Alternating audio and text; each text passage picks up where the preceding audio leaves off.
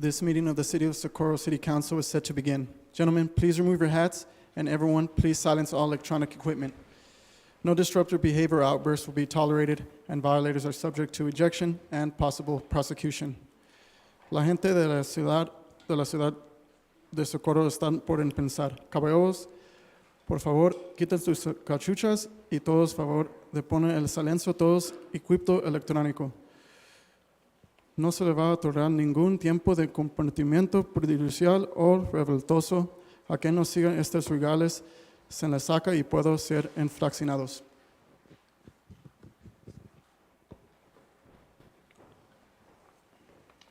It is now 6:03 p.m. This meeting is called to order.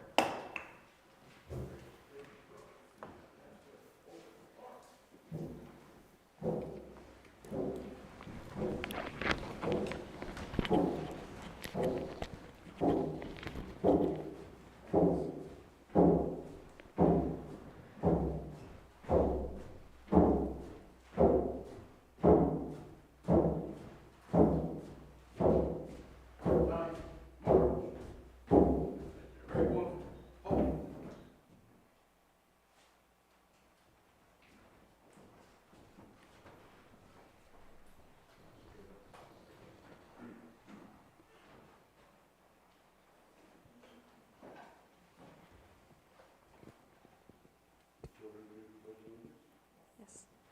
Item number 2, Pledge of Allegiance and a moment of silence.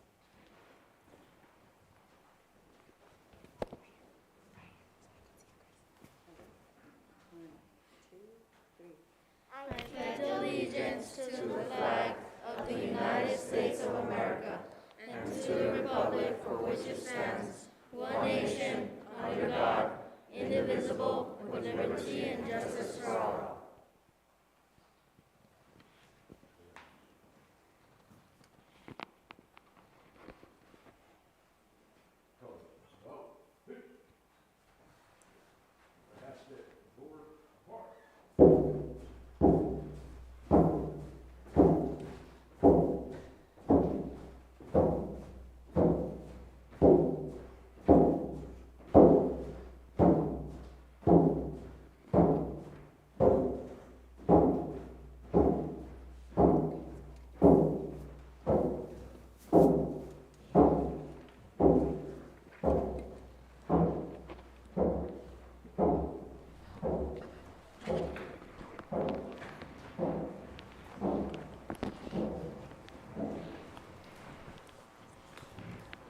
Item number 3, recognition to elementary students from Escondrias Elementary School.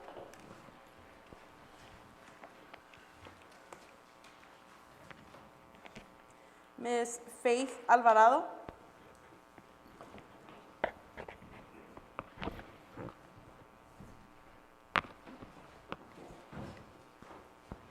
me just take this off.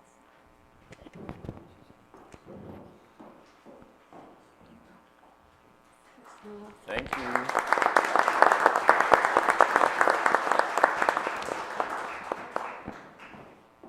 Mr. Emilio Garcia.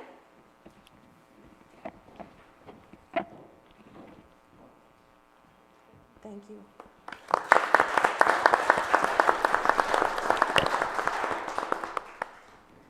Mr. Emilio Cruz.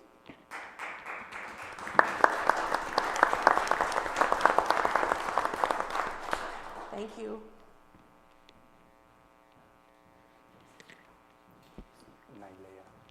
Nailea Cruz.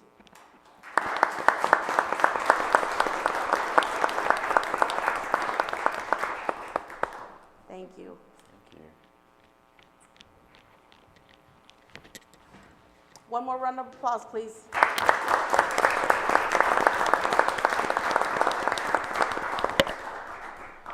Thank you. Item number 4, establishment of quorum. Ruben Reyes, Yes. Cesar Nevares, Here. Alejandro Garcia, Here. Mayor Ivy Avalos, Here. Rudy Cruz, Present. and Ivan Colom Villalobos. Yes. Item number 5, public comment. Mayor, we have no speakers for public comment. Moving on to presentation, item number 6. Presentation on nationwide retirement planning 457 deferred compensation and Texas Municipal Retirement System, TMRS.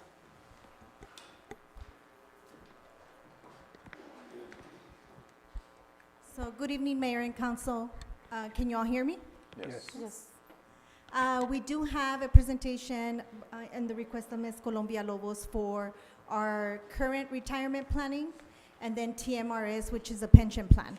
So there, we do have 2 representatives from Nationwide and 1 from TMRS that will be giving a presentation to explain both retirement and pension plan. Okay. Ms. Sarita Knoll, if you want to go ahead and start. I don't know if you have a presentation to share, or would you like us to share the one you had sent us? Hi, and it is just me with Nationwide. Thank you. Appreciate that. I am not sure about sharing on this platform the presentation that that has a few extra details on it. The one that I had sent to you is not necessarily going to be appropriate. It's kind of generic. So maybe I'd just rather talk through the points of the plan. Is that fair enough? Correct. You can either share yours or just go ahead and talk your points. Yeah, let me just go ahead and share verbally because it is a unique situation compared to the presentations that I have. And so I had prepared something that would work, but I'd rather just talk through it. So let me just explain the framework for 457B in general and a few details specific to your plan and how you're currently using it. Okay. So for Nationwide, I am a retirement specialist and I represent both 457B plans and 401A pension plans. For your current and historical use of our plans is just the 457B plan. So you're not utilizing our 401A pension plan. And most of the cities I work with do have our plan, our 457B plan, and work with TMRS hand in hand for the pension piece. So the 457B, as we host it with you right now, is a pre-tax deferral program. So 457B is similar to a 401K or a 403B. It is, however, created specifically for public entities. So many cities, counties, appraisal districts. For example, I have the El Paso County 911 district. I have El Paso County. I have El Paso Central Appraisal District. I have a number of entities in your area, and many across the state, of course. It is designed specifically, again, for public employees. So there are a few distinctions in comparison to a 401k or a 403b, if any of you have historically had one of those with employers. There are some of the specific unique benefits of a 457B, and specifically the pre-tax has no age restriction, and that's the current model that you're using is the pre-tax deferral style. No age restriction for pulling money out of the plan. An employee just has to be separated from service. So they're saving in our plan. They can start with as little as $10 a paycheck and enroll any time of the year.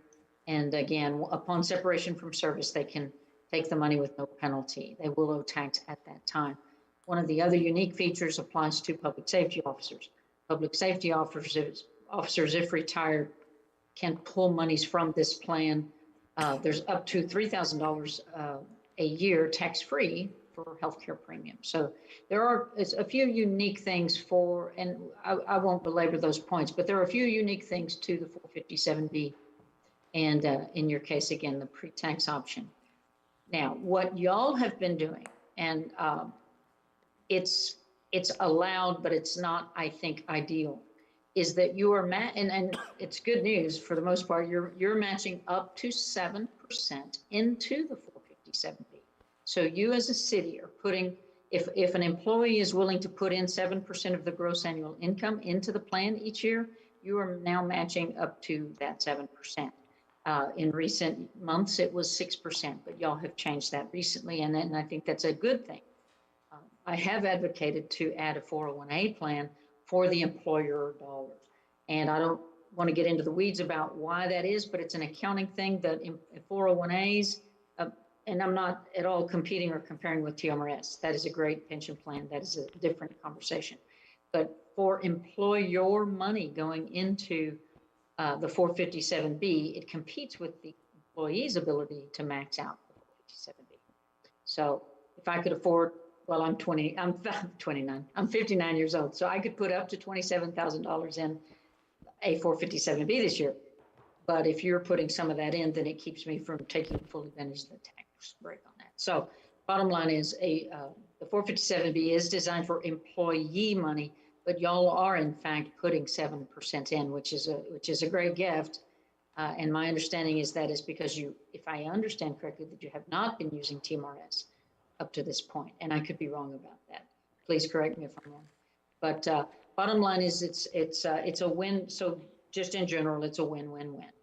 The employee is saving through their paycheck, which is easier than saving usually outside of work.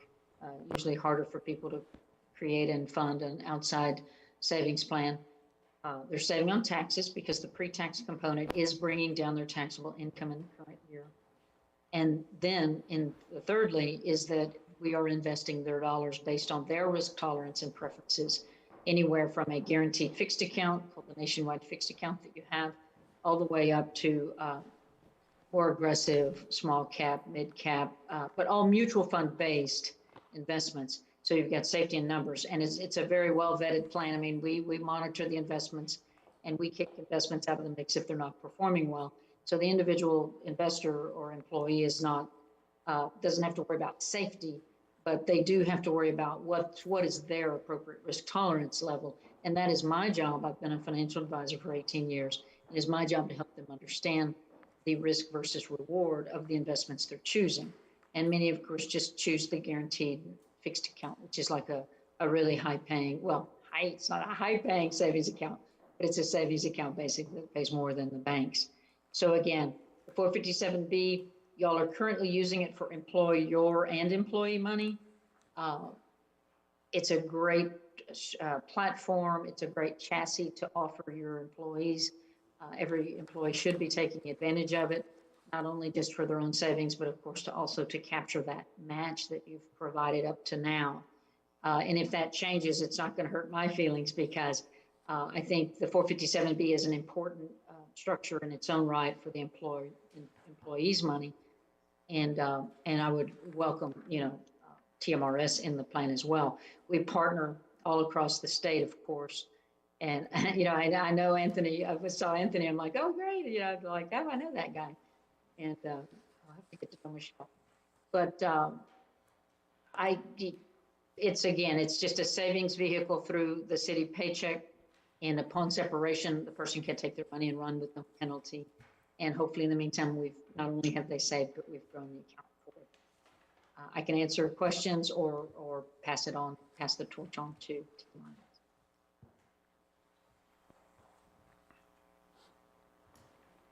No questions?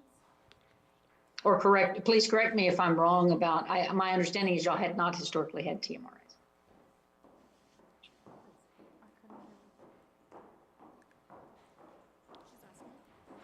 Well, it's a presentation. It's a presentation, yes. So again, let me clarify. I will welcome TMRS because I think that is a very strong and important structure and component of an employee's benefit package. We are just the kind of optional sidebar to that. That's just their extra bucket of money they're building up. So I don't assume to, be their primary, typically not their primary plan in terms of how they're going to fund their retirement. Thank you, Ms. Knoll. Thank you. We'll go ahead and continue with TMRS presentation. I know we have Mr. Anthony Mills and Michelle Cranes. Yes. Welcome. That's correct. Madam Mayor, thank you so much for having us with you this evening. I know I speak for our Board of Trustees, our Executive Director, David Wesco, and all the staff here at TMRS when I say it would be a pleasure and an honor for us to welcome you into TMRS as our next participating city. Should you choose to go that route, you would be taking on a pension benefit that cities far and wide across Texas since 1948 have chosen TMRS as the retirement system of choice to deliver those benefits. Before I get started this evening, I did want to introduce to you our Chief Service Officer, Michelle Cranes, who has a few comments before we get underway. Thank you, Anthony, and good evening, Mayor and Council. I'm happy to be here, and Anthony will walk you through details of how our plan works, but I'd like to share that, again, having been established in 1948 in the Texas Constitution, we are Texas's retirement system for municipalities. We have 905 cities, and we are growing every day, eager to welcome in new cities like yourselves to take advantage of our plan, which, as Sarita mentioned, acts as a primary retirement vehicle for employees. And then it is very common that a 457B or other type of plan be layered on top as a supplemental plan to allow for additional savings in retirement.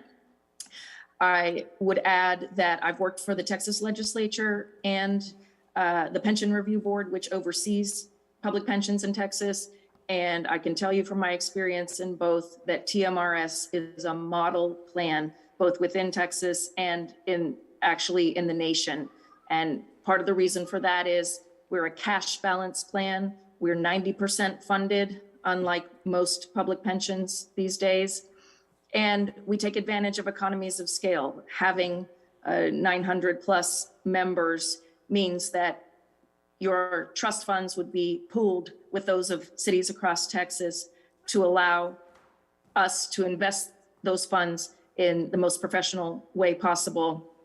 And then at the same time, you would still retain your own individual plan, with which Anthony will provide details on, that you can customize and that is unique to your city and allows a lot of flexibility. So I really think it's a great design because it allows us to serve many cities, but also allow for individualization.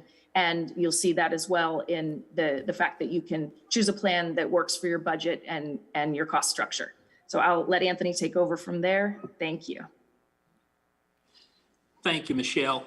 And as I said, we would certainly welcome Socorro into TMRS. You would become one of our westernmost cities.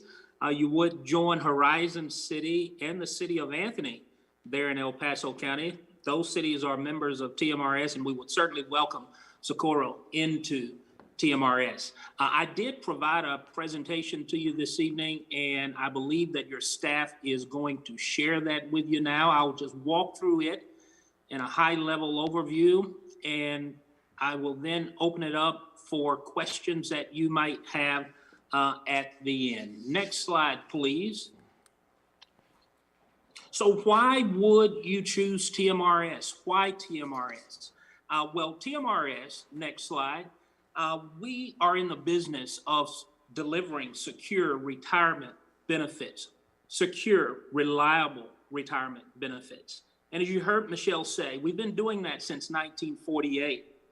And in that mission, we've been providing an important financial security piece for employees across the state of Texas. That cash balance design that you heard her mention, it provides a guaranteed lifetime monthly benefit. And as you heard Sarita mention this evening, TMRS, the pension plan itself, serving as the primary vehicle for retirement income for an employer, can certainly go a long way in helping cities like Socorro recruit, retain, and motivate staff. And that is something that, again, we've been in the business of doing it since 1948. Next slide, please. We are the trusted choice for Texas cities. As you heard Michelle mention, over 900 cities participate in TMRS. We just recently added another city into TMRS, and they have chosen TMRS as, again, the system of choice to provide those retirement benefits to their employees.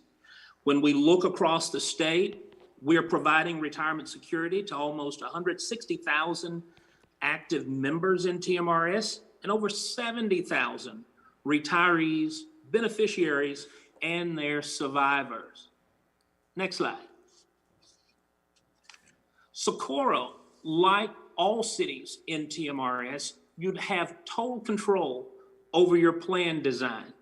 You design it at the local level from the menu of options available. That includes having the city council decide how much each employee who's eligible to participate in TMRS would contribute to their employee savings account.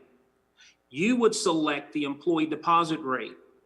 And from the menu of options available, you would select at 5%, 6%, or 7%. I should mention to you that if you chose to come into TMRS, your workforce, all the employees who normally work more than 1,000 hours a year, it would be mandatory that they all participate. And they would all have to contribute at the level that the council has adopted as its employee deposit rate. Another decision that your council would make would certainly be to select the matching ratio. You can choose a 1-to-1 matching ratio, a 1.5-to-1 match, or a 2-to-1 match. And when speaking about the matching ratio, we're talking about the monies that the employees have paid in and earned interest on in their accounts. The city is matching that balance on a 1-to-1, 1.5-to-1, or 2-to-1 basis, depending on the option that the city council chooses. Next slide, please. Socorro would also have total control over the plan cost. That's not just today, but that would be in the future. Future councils would also have at its disposal adjusting the plan options to determine what the actual cost of the plan is. Something that I think you would need to know as a governing body, being good stewards for your community, understand that if you were to come into TMRS, that we use sound actuarial funding methodologies to ensure that regardless of the plan design that you end up choosing, your plan will be fully funded.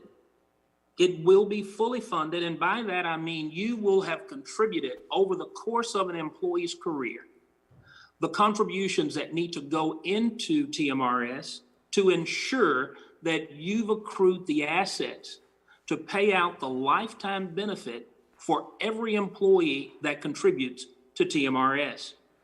When looking at this slide, and I want you to look at it as an example, this is not specific to Socorro.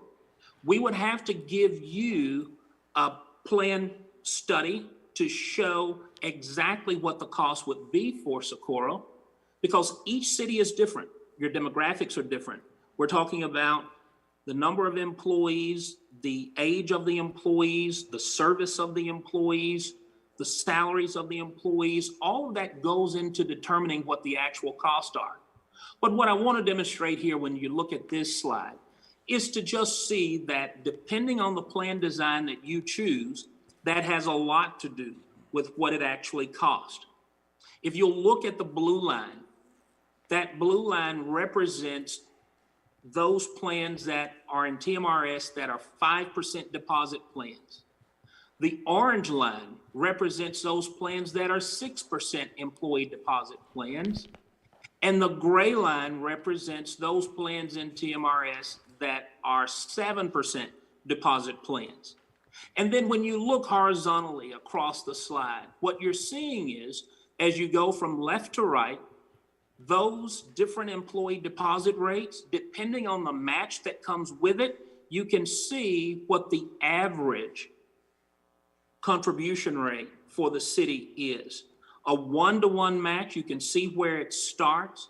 You go across that blue line out to a 2-to-1 match for a 5% deposit plan with a 2-to-1 match, and you'll see that that rate is somewhere between 8 to 9%.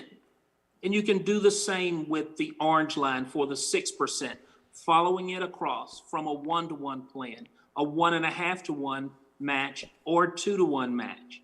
And then you can see the 7% deposit plans and the match and see how it affects the actual cost as well. And again, let me just reiterate that TMRS, we will run a study an up-to-date study for Socorro so that we could tell you exactly what the cost would be depending on the plan that you end up selecting. Next slide, please. Your plan is independent of other Texas cities in TMRS. Each city in TMRS has its own actuarial valuation. That annual valuation that you get from us every year will show Socorro's liabilities, your own assets, your own funded ratio, and the actuarially determined employer contribution rate. When we were looking at that previous slide, you were seeing the contribution rate. Well, that's the percentage of the payroll in TMRS that you would pay to ensure that you're making the appropriate contributions, again, over the course of the career of the employees who are covered in the plan that you've designed. Next slide, please. What TMRS provides Socorro. Next slide. As dedicated as the staff is here at TMRS to the jobs that we do, to our mission, it takes more than that. It takes strong governance, and we have that. We have an independent and experienced board of trustees and auxiliary parts that help to inform our board of trustees. We have an audit committee. We have an advisory committee on benefit design that consults with our board. And again, they are independent and an experienced board of trustees, a 6-member board. We have an independent fiduciary council, an independent auditor, an independent actuary, an independent custodian bank, independent investment consultants. Having independence and being able to see from the outside to ensure that TMRS is doing what we set out to do in being the fiduciary for our members and our participating cities, this helps drive the system to the place where we are today, and that is being the model retirement system, not just here in Texas, but across the nation. We also have an internal audit department that is constantly reviewing, editing, seeing what it is that we are doing internally to make sure that we're on track. Next slide, please. We have a prudent investment strategy. The TMRS Trust Fund is managed by a team of professionals. The onus is on TMRS to grow the trust fund and not on the member to actually earn investment returns to grow his retirement benefit. The board adopts an investment policy statement that establishes investment strategy, our asset allocation, and investment policies. We have one of the more conservative actuarial return assumptions, not just here in Texas, but across the nation as well. Our diversified asset allocation is designed to achieve a 6.75% return assumption with low volatility. Next slide. We're dedicated to superior member and city services. When you have a member in TMRS contact us, they can have 24/7 access to TMRS. 7 days a week, 8 hours a day, we're available in our member call center.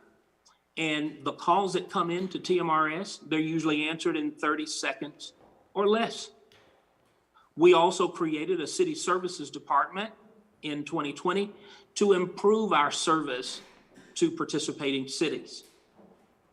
And when I said that you have 24/7 access, our members have access to their own account information on their own member portal, and our cities have access to the city portal for all of the business that they conduct with TMRS. Next slide, please.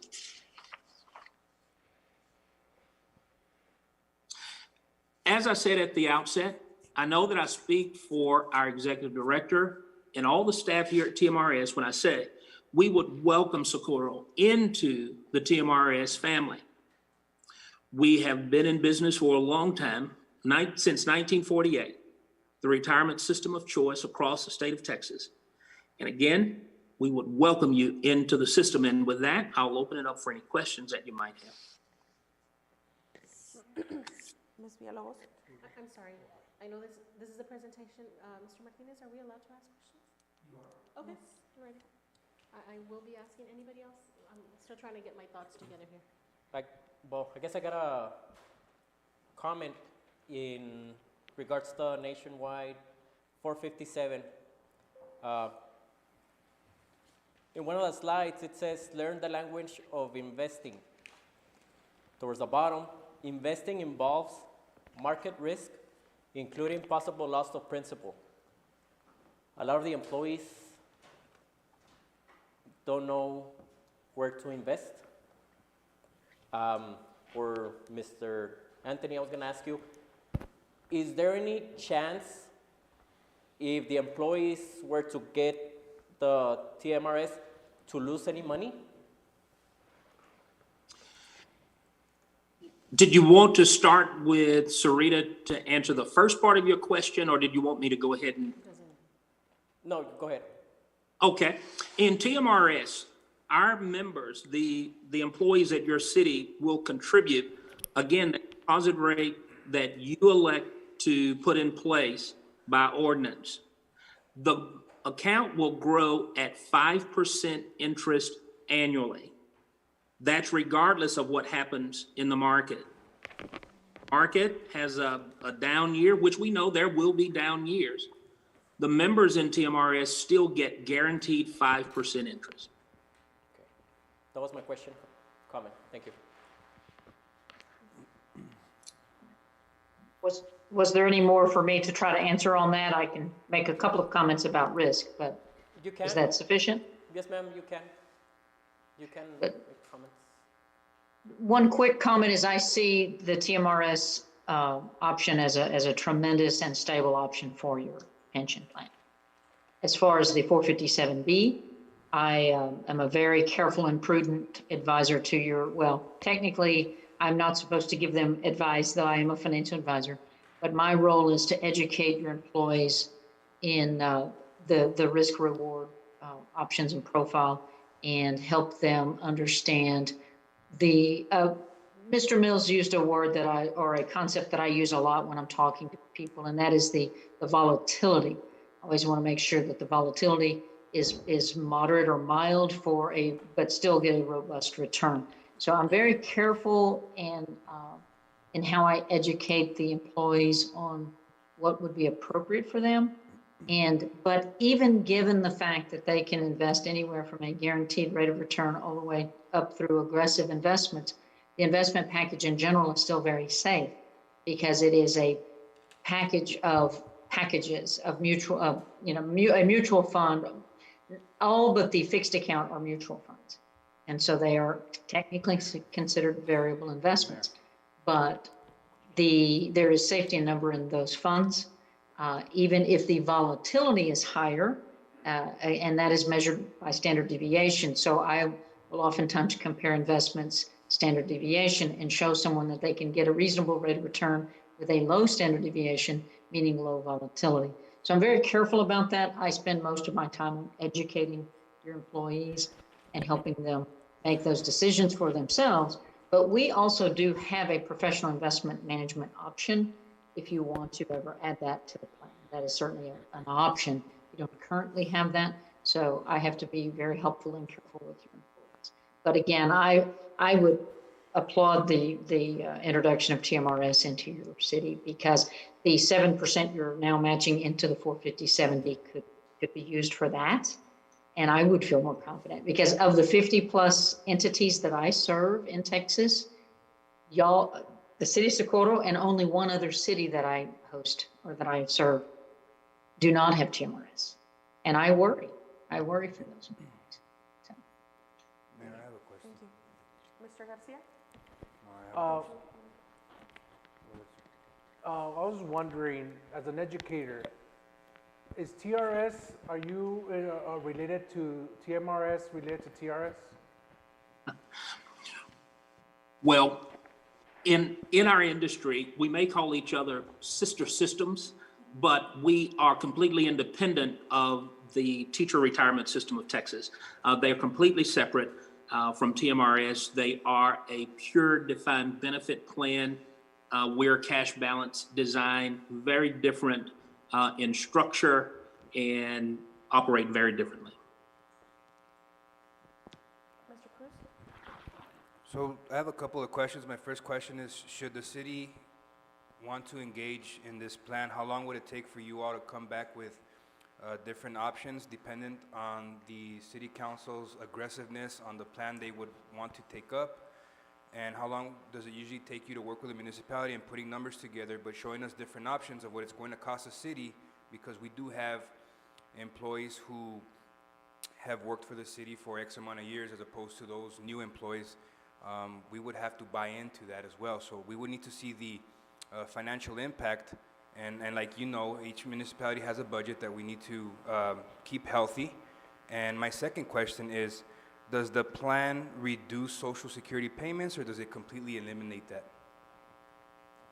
May I start with the last part of your question first? If Socorro pays into Social Security, participation in TMRS does not impact Social Security at all. Your employees who have paid in will be eligible to draw a TMRS retirement pension and their Social Security without it impacting either. Okay? As far as timeline for getting your studies, we would need to gather the information. As I look back over your file, Socorro has looked at TMRS a couple times in years past and have run studies. We will provide for you the information that we need to have gathered from your workforce. As I mentioned, the demographics that we need to submit to our actuaries, and I would expect that we could get that information once you've submitted it to us. We could get that information back to you within about 2 years. And Councilman, I would also like to mention, you said something that I want to make sure that I clarify. It sounded as if you had some concern about employees who have worked there for some time, the longer tenured employees, and you mentioned that you may have to pay something for those employees. Did I understand that correctly? Anthony, just let me clarify, please. You said we could get the cost estimates, the plan study back within 2 years. Did you mean 2 weeks? If I said 2 years, I absolutely meant 2 weeks. Thank you. All right, some of us won't be here in 2 years. Good catch, thank you, yes. 2 weeks.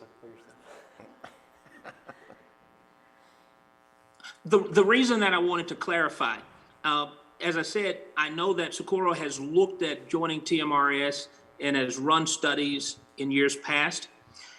And there is something, if any of you are familiar with past studies before 2019, you may have noticed that there's something called prior service credit that we would have passed on some liability to the city for the employees who had worked for the city prior to joining TMRS.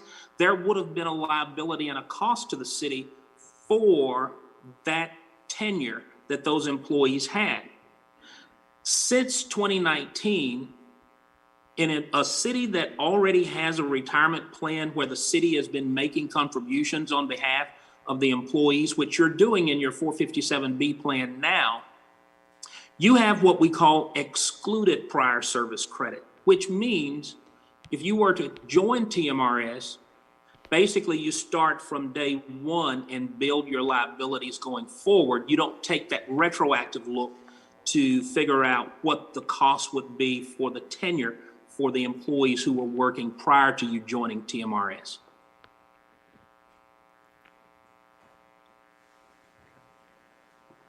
Ms. Villalobos? So I recently met with some of the employees, and they did mention, and I'm sorry to be the bad one here, but in recent months, one of them lost about 5K, the other one about 18, and that was in 1 month, 5K in 1 month. The other one lost about 1,800 in 1 month. They don't know what this month is going to look like. For that reason, that they frown on this program. That's one of my questions. The other thing is that when they go to the dashboard, they really don't know where to put their stock, how to move it around. They've asked, they've called the company, and they don't feel like they're very helpful. Because I don't know if it's the lingo that they don't understand, or they just really don't understand it. Ms. Colon, can you raise up your mic? Can you guys can't You hear can me? tell, well, no, I think they're having a hard time Are you listening guys to having you. a hard time hearing me? Okay, I'm Yes. sorry. I will bring it up higher. How about now? Can you guys? You're hear me? fine. Okay, do I need to go back, or you guys are okay? Now, I'll be fielding this question because it relates to, it sounds like our accounts. And I understood the gist of it and the layers of your question. Right, and one of the things that scares me the most, like somebody just mentioned, we won't be here, and some of us won't be here in 3 years, in 5 years, 10 years. This program can actually be touched by council for future projects, and might have a hard time putting it back for the employees. It's open to be utilized by the city. And that scares me, for future councilmen to touch into this program when it's the money of our employees. So those are my 3 comments, and you guys can answer them or. So it sounded to me like they all apply to me, to Nationwide, including I think you were talking about the program. I think you also meant our plan. Is that correct? Yes. Okay. So you covered a lot of ground and with your concerns, and I absolutely understand and appreciate what you're saying. First of all, I'm your employee's main point of contact. And if someone reached out and didn't get a hold of me, or I didn't respond at some point, that would be highly unusual. And I would certainly have tried to help them understand the markets and figure out if they're in something that's appropriate or not appropriate for their risk tolerance.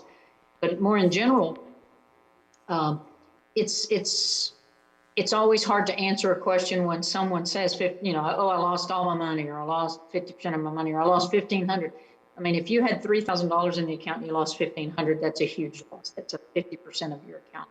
But if you had $300,000 in your account and you lost $1,500, that's a drop in the bucket. So it's hard to know, I would need to see examples of what people are individually concerned about and commit to working with them one-on-one to make sure that they're in something that's going to work for them. As a general rule, our plan's very safe. The markets, of course, are always cycling, and there's a lot of volatility in the markets in general right now. And of course, everyone's concerned right now with Ukraine and Russia, and that's making the markets jump even more. It's a very important discussion for me to have with people to make sure they understand the components, nuts and bolts of investing, whether that's stocks and varying levels of risk within the stock market, whether that's the bond market and the varying levels of volatility and risk or fluctuation and risk within the bond market, the cash markets, U.S. Treasuries, people that don't want to or can't stomach any risk at all will much prefer our fixed account guaranteed interest rate option, which is, I didn't look today, but I think y'all's is still paying maybe 3.5% guaranteed, which is interesting because most of our plans have adjusted to a different contract, but that's a good solid fixed account amount interest rate. And so I guess, again, there's so many components to your question or your observations, and the people losing money is certainly never comfortable. I always think of, and maybe none of y'all are old enough to remember when every car had a bumper jack in the back, in the trunk that we would fix flats with. But the markets, you crank that bumper jack down in order for the car to go up. You keep cranking down in order for the car to go up. Something maybe a barber chair is kind of like that. They push down on the pedal and the seat goes up, the chair goes up. it's a natural fluctuation in markets to capture the growth we're looking for long term. But again, using Mr. Mills' comment about volatility and the concept of standard deviation, is I want people to make good, solid money with very little volatility. So if someone had a conversation with me one-on-one, I really think they would, number one, understand at least to some degree what they're investing in. Number two, I would help them move towards something that was truly appropriate for them. And I think the overall concern is that they've called our back office, I assume, and got somebody on the phone that wasn't willing to talk to them or able to talk to them about details. And the first thing they would say is, well, I can't give you advice. Those people are on a recorded line, and we are not supposed to give advice. But because the value of my presence in y'all's plan is that I won't give advice, but I will educate well enough. I always say I will educate people well enough that they'll make really great decisions for themselves. And so I don't know how many of the points I covered or made more confusing, but I certainly would encourage, and one of the things I had certainly intended, and Carol, Ms. Candelaria certainly has my contact information, and maybe it's a good time to just blast that to everybody so that they can reach out to me. Because again, $1,500 could be a huge amount of money in an account, or it could represent a small percentage of someone's account. It's not comfortable either way, but it is the nature of the beast, so to speak. And lastly, the city being able to utilize this money for emergencies, or not emergencies, just future projects. And is that a true statement? You mean an individual's account or the city's money in general? We're talking about the funds in general. Y'all 7% is a discretionary deposit into our 457B. I have asked now for a while for y'all to consider a 401A for those dollars. And I think TMRS is the best. Instead of using our 401A for those dollars, I think TMRS is a great place to put that money. If you continue to put it into our accounts, I welcome that. I think that's good for me personally and good for Nationwide. But I want your people to have a more guaranteed kind of plan that they can build towards a certain official retirement date. And I think that's a great use of those funds. I would still ideally want you to have us side by side there for the employees' dollars to encourage employees to also save on their own. And now, theoretically, you could do a separate match and a separate 401A with us, but I don't think that's a complicated solution right now. But we could still do things to encourage people to save, because most cities and counties that use us don't have a match, and they still do the saving. And I have clients that save and do well to build up account of $10,000 or $15,000, and I have many people that have anywhere between $500,000 and $1.5 million if they've been if they've saved long enough, invested well. Real quick, so you're still not answering my question. I'm sorry. My question is the city able to tap into the employees and the city's funds that are already at your disposition for future projects? Number one. And number two, that's a great question. I'm so sorry I missed your point. You cannot, this is one reason I didn't necessarily want you using the 457B for the city's money. The minute the city's money is in the 457B, it belongs to the employee, and they can walk away. They could have worked there 3 months and walk away with all of it. There's no vesting period as there is with TMRS.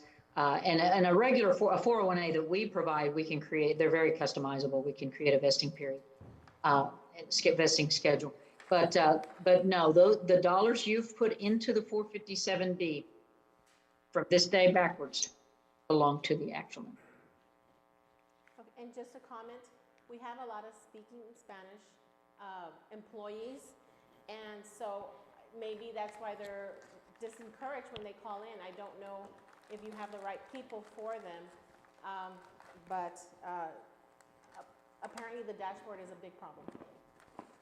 Okay, we have increased our resources in general in Spanish. We have people in the back office that speak Spanish. My boss is fully fluent. He's from Monterey. I speak Spanish, but I don't consider myself fluent. So I get by usually if I'm in person with somebody, I do better. My boss covers anything for me. His name is Jose Garza. he covers anybody for me personally that needs a truly bilingual experience.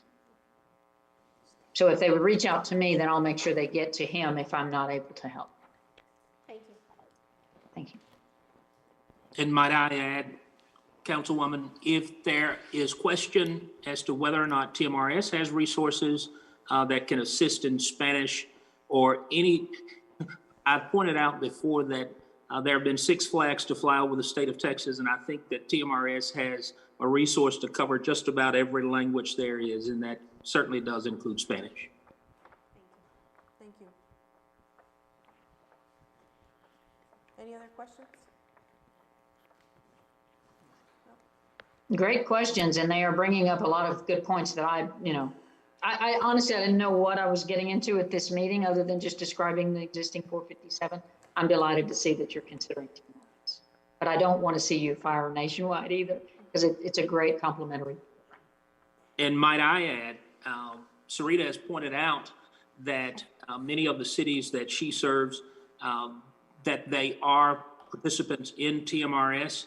While our role is to provide you that pension benefit, we certainly recognize that a complementary, supplementary benefit in a 457 certainly goes a long way. It is something that right here in our own organization, our staff is stressing the importance of participating. While we have a pension plan, we want our very own staff to participate in a supplementary, complementary 457B plan as well. Thank you very much for your Thank you. presentation. Moving on to item number 7, presentation by City Manager regarding January 2022 monthly report. Thank you.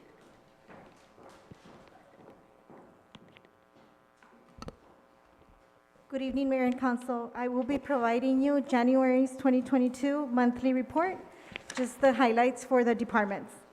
For the municipal courts in December, they collected $53,162, received 297 citations from Socorro PD, 28 citations from DPS, 5 animal control, and 29 ordinance violations.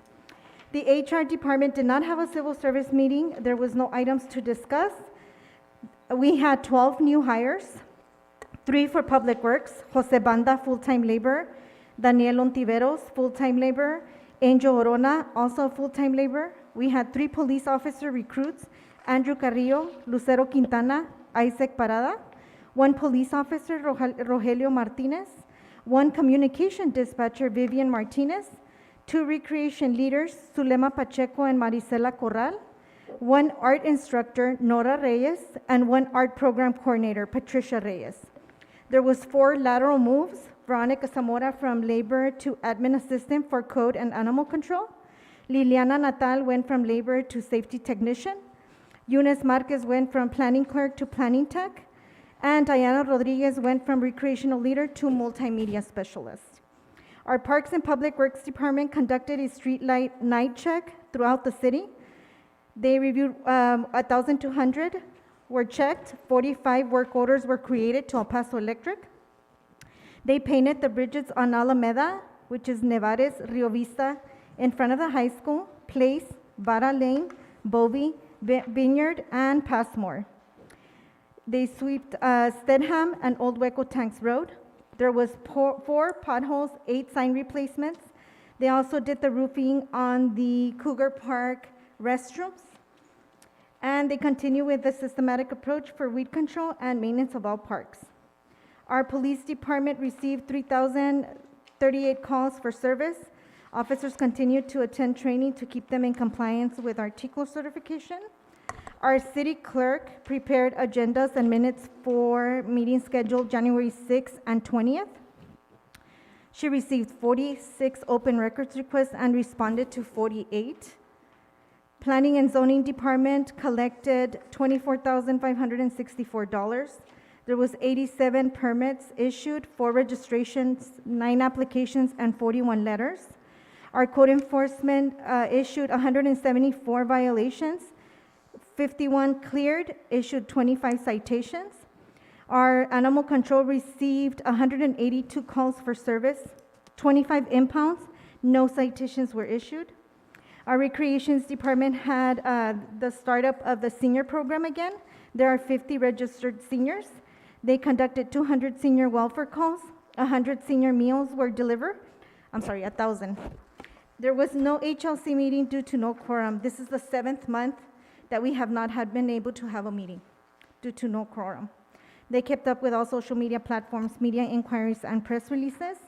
Our IT department put new microphones at chambers, so we sound a lot better now. Assisted with all city council and commission meetings, and troubleshooted all IT-related issues for the city departments. Our grants department was awarded $30,000 from the Texas Historical Commission, fiscal year 2022. Application preparation for fiscal year 2023 for Criminal Justice Division. Continued administrative support for the TxDOT projects and PO transportation projects. Preparation of quarterly financial reports for federally funded grant programs and submissions of grant reimbursements totaling $67,000. And continued support for economic development projects. Our city auditor finalized review of bank reconciliations and journal entries for the month of November, assisted with processing payroll for January 13th, and created written instructions for the GPS system maintenance module for the city mechanic. Those are our highlights for the month of January. Do you all have any questions?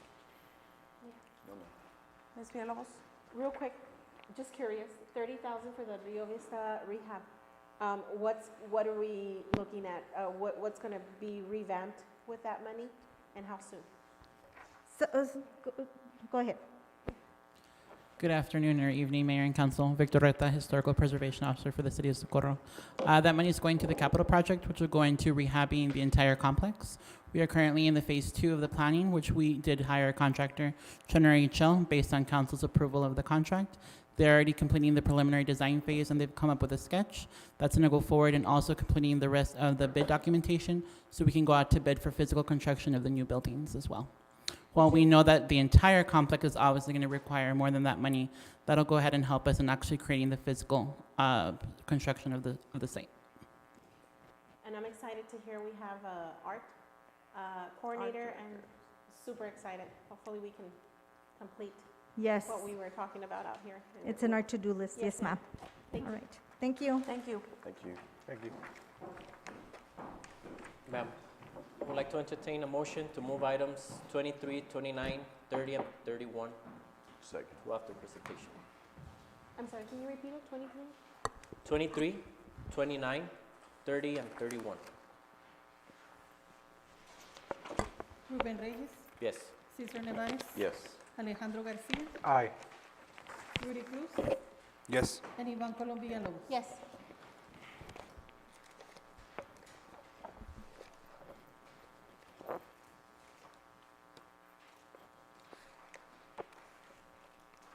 Item number 23, discussion and action to approve to host the Binational History Conference September 9th through the 11th, 2022. As mentioned before, we did have a great turnout last time we did this.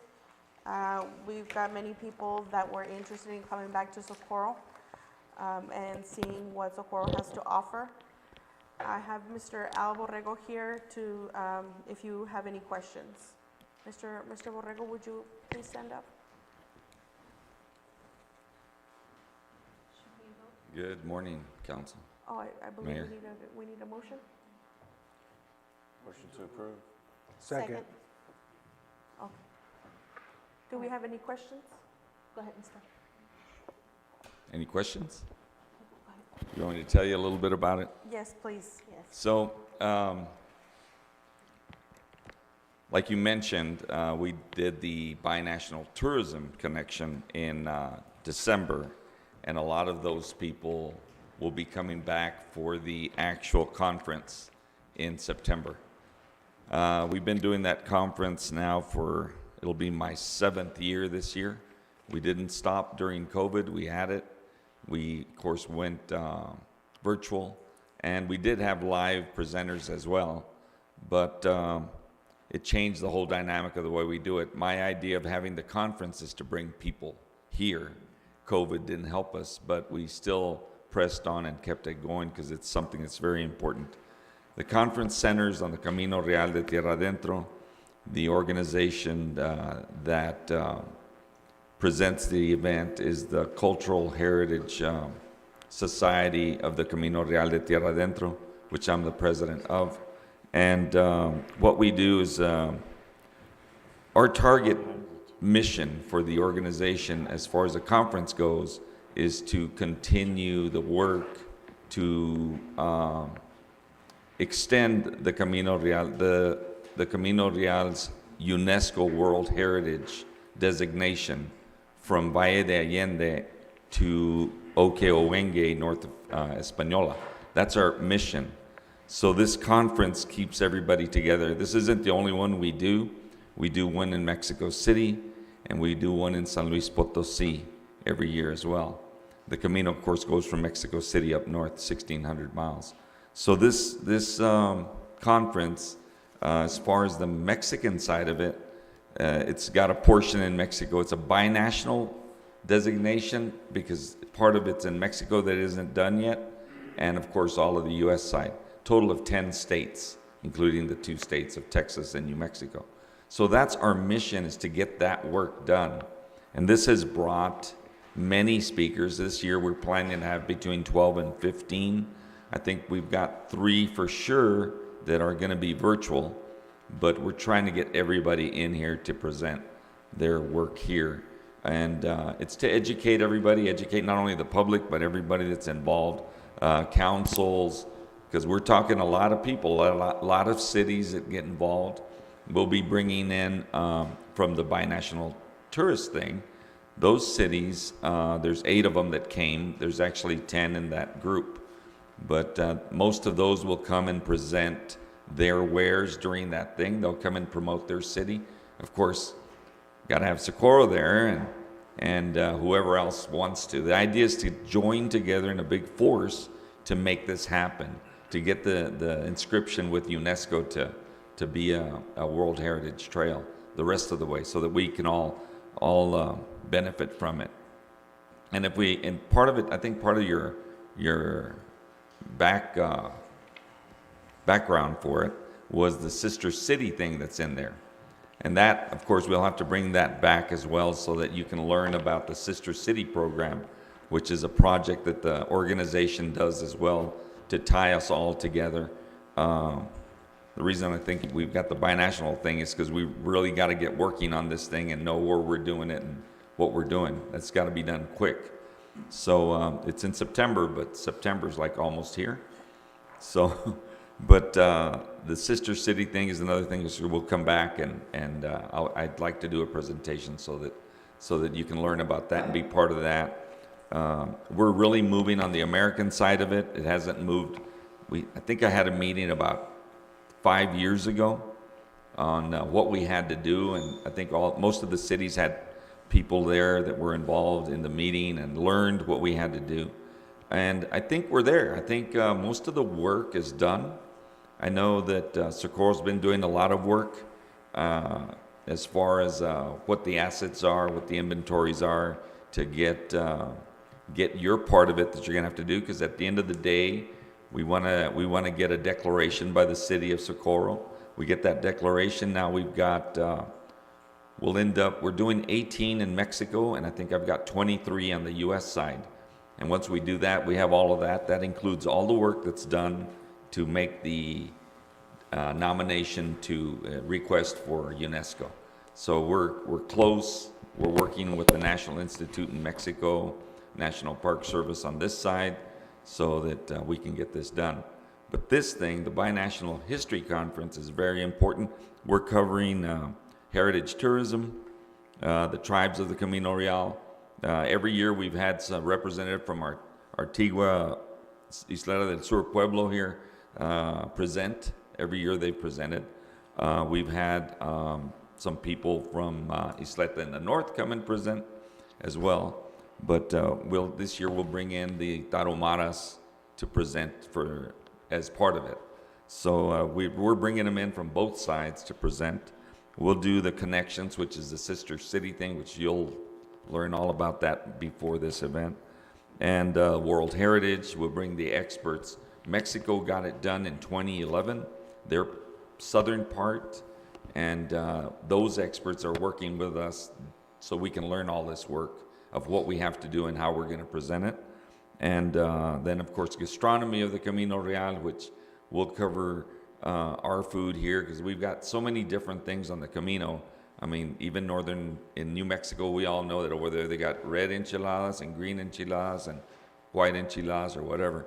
But, you know, we like to do them flat here with an egg on top. They like to roll them. So there's a lot of different things on gastronomy that we'll be covering and tasting here.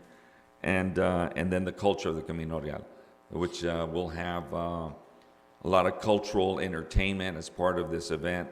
And then, of course, the artisans and everybody that come out here and do the thing. So that's what it's about, and that's what we want Socorro to be involved now. Questions? I have a question. Mr. Cruz? So what's the financial impact? How would you like the city of Socorro to participate in the binational history conference? Well, it's kind of open. I think that's why you kind of left it there. But yeah, we'd like to get support from the city of Socorro. I do go after other grants to make it happen. There's a lot of money involved, but I've gotten grants from Humanities Texas every single year, from the county every single year. So that we'll be going after those as well to keep the cost down as much. But if you're hosting it, then you're going to have to do some part of it. You know, whatever you can do is great. A location would be great. If we can't find the correct location, I think we'd have to work with Victor on that one. Location on that, and then what other things do we want to include? There's a lot of things that we need. So I think we came up with, for the city of Socorro, would be up to about 50,000, up to. Ms. Villalobos? And speaking with you about this, because I was like, well, what gets us the 50,000, right? So we talked about advertisement here Right. for the city, and it would be only for the city of Socorro. We talked about the venue. You also talked about, I'm sorry, help me out. Advertisement, venue, there was 2 other things on there that we talked about. Yeah, well, part of the thing is the organization of the whole darn thing to make it happen. We've got the speakers. I'm in Mexico all the time, finding who we can get to speak for it. Who are we going to get to educate the public? And once what happens is once you get them educated, everybody, you start getting some pride in what we're doing and who we are and where we come from. But yeah, I mean, it's we do advertising. We advertise the event. If you notice on the bottom of the flyer, we've got a lot of different organizations there that support us in one way or another. And from the Consul of Spain to the Cultural Society of Spain, they'll bring in dancers to dance for that. See, everybody brings something to the table that you see in there. Some of them, like I don't know if it's real small, but it's the Centro de los Estudios de la Historia de Mexico, and that's the Carlos Slim Foundation. You know, so that foundation's been working with me since 2015. And what they give to the table is every year we have our conference there at the Centro de los Estudios. So they support all of that, which is part of our conference system. And they fly everybody into Mexico City. They put us up at a great hotel. They feed everybody. They move us around. And then we have it at their place. So we still keep them in our posters. And then in theirs, we're in those too, because we're working together. The thing is for UNESCO, you want to show strength. You want to show that everybody's working together. We estimate that we're going to have about 23 and 20, about 40 declarations that we are a cultural historic landmark, that the Camino Real is in our area. So once we have all of those, and then those declarations show the top 10 assets that Socorro has, the top 10 assets that San Elizario has, the top 10 assets that the Tiguas show they have. I mean, all of that, you can imagine the impact that's going to do. I'll give you Mexico. So Mexico, in their inscription, they have 55 elements. Those elements are a bridge, a mountain range, a hacienda, a church. Those are them, 55 when they did their inscription. And then they have 5 entire cities that were accepted by UNESCO. So when we do the declaration for Socorro, we'll put in that declaration, it's going to say, this is what I've got. Bam, bam, bam, bam, bam, bam, bam. We turn that in, and then they will send ICOMOS, which is the people that come in and check the monuments and sites, and they'll say, well, this one should be part of the elements. So then we'll end up with some stuff. See, like I think Socorro, I mean, I'll use San Elizario as an example. So I asked in San Elizario, so what do you think we have that will qualify for universal value? That's what you got to have, universal value.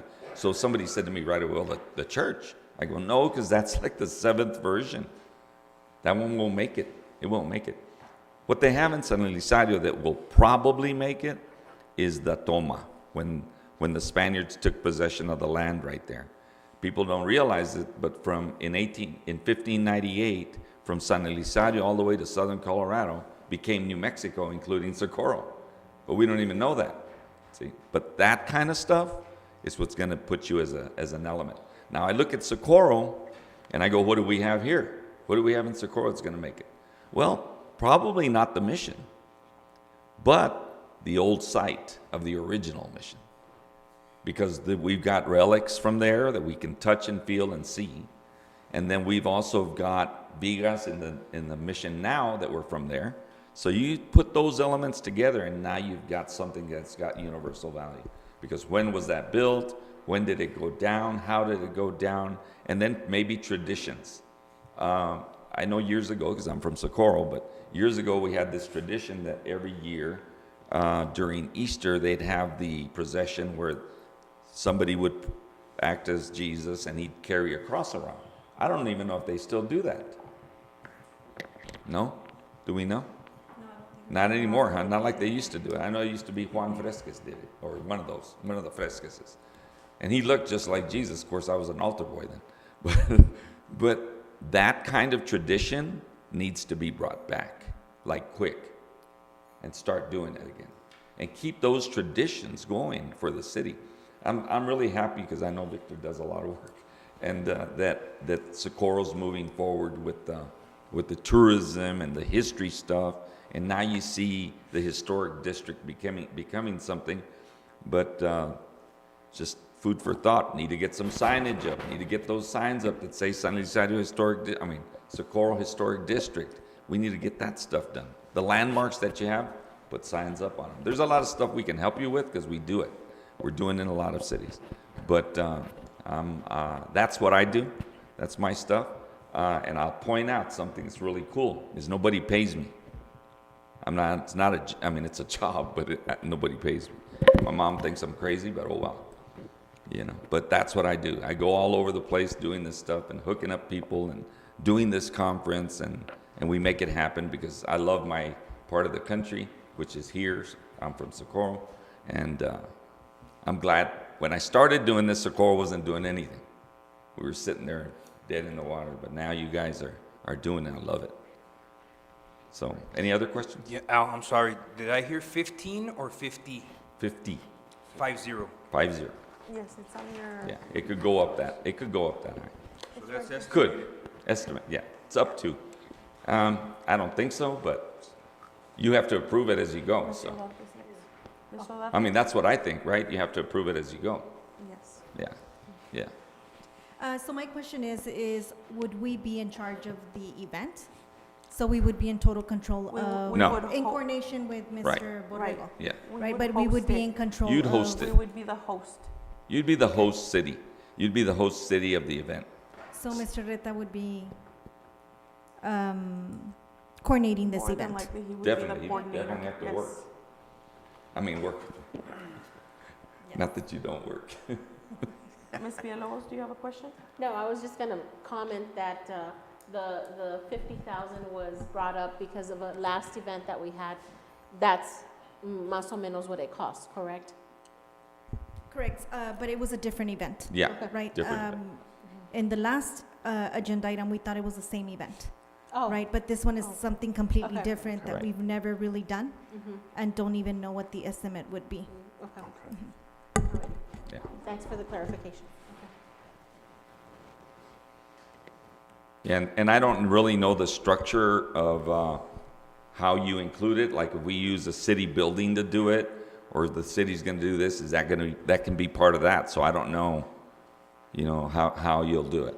Normally, we get I submit a request for funds and I tell them what it's going to be for, and then they approve it or not. But I mean, I just want you to know that we'd like to have some kind of investment, and then it could be just like I said, it could be a place, it could be anything. I mean, it's Inside, outside? right, inside, outside, facility use, that kind of stuff. Thank you. Thank you. All right. Ruben Reyes, Yes. Cesar Nevares. Yes. Alejandro Garcia, Aye. Rudy Cruz, Yes. and Iván Colom Villalobos. Yes. Thank you. Ma'am, do we have to move item 28 or is that one not? No, because he's not here. We'll do that last. Okay.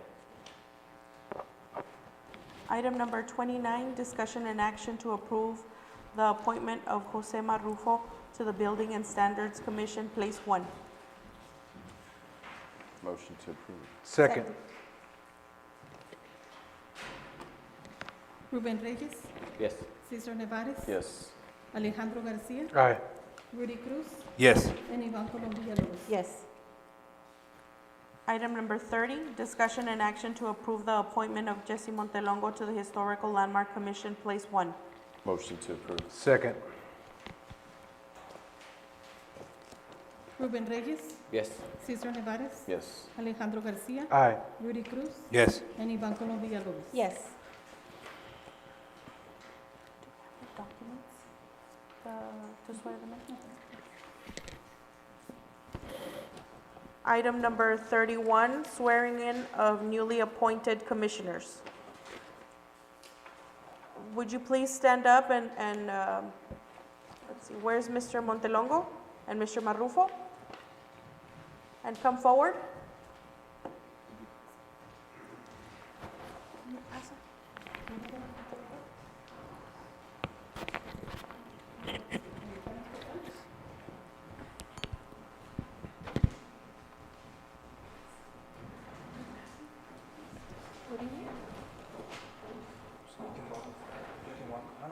I threw it there so you can, did you want to walk? Oh, I see. So she can walk. Go ahead, you're fine.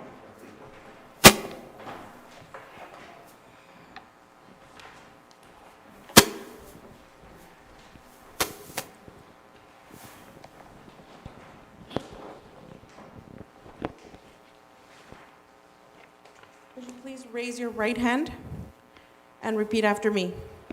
I, please state your name, do solemnly swear or affirm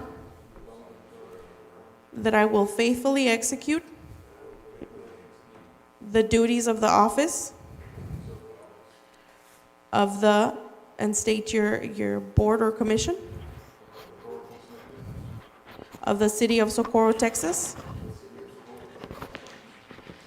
and will, to the best of my ability, preserve, protect, and defend the Constitution and the laws of the United States and of this state.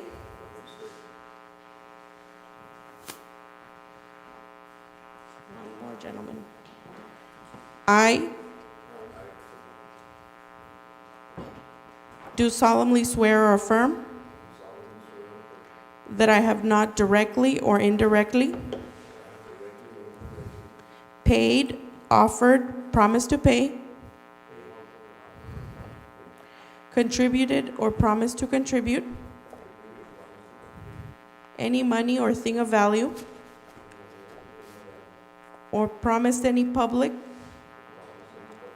or employment as reward to secure my appointment or confirmation thereof. Congratulations, gentlemen. Thank you very much.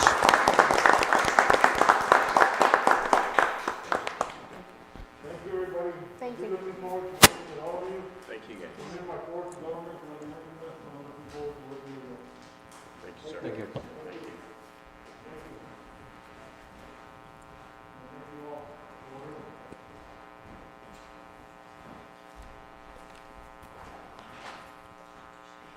It's charged, you're fine.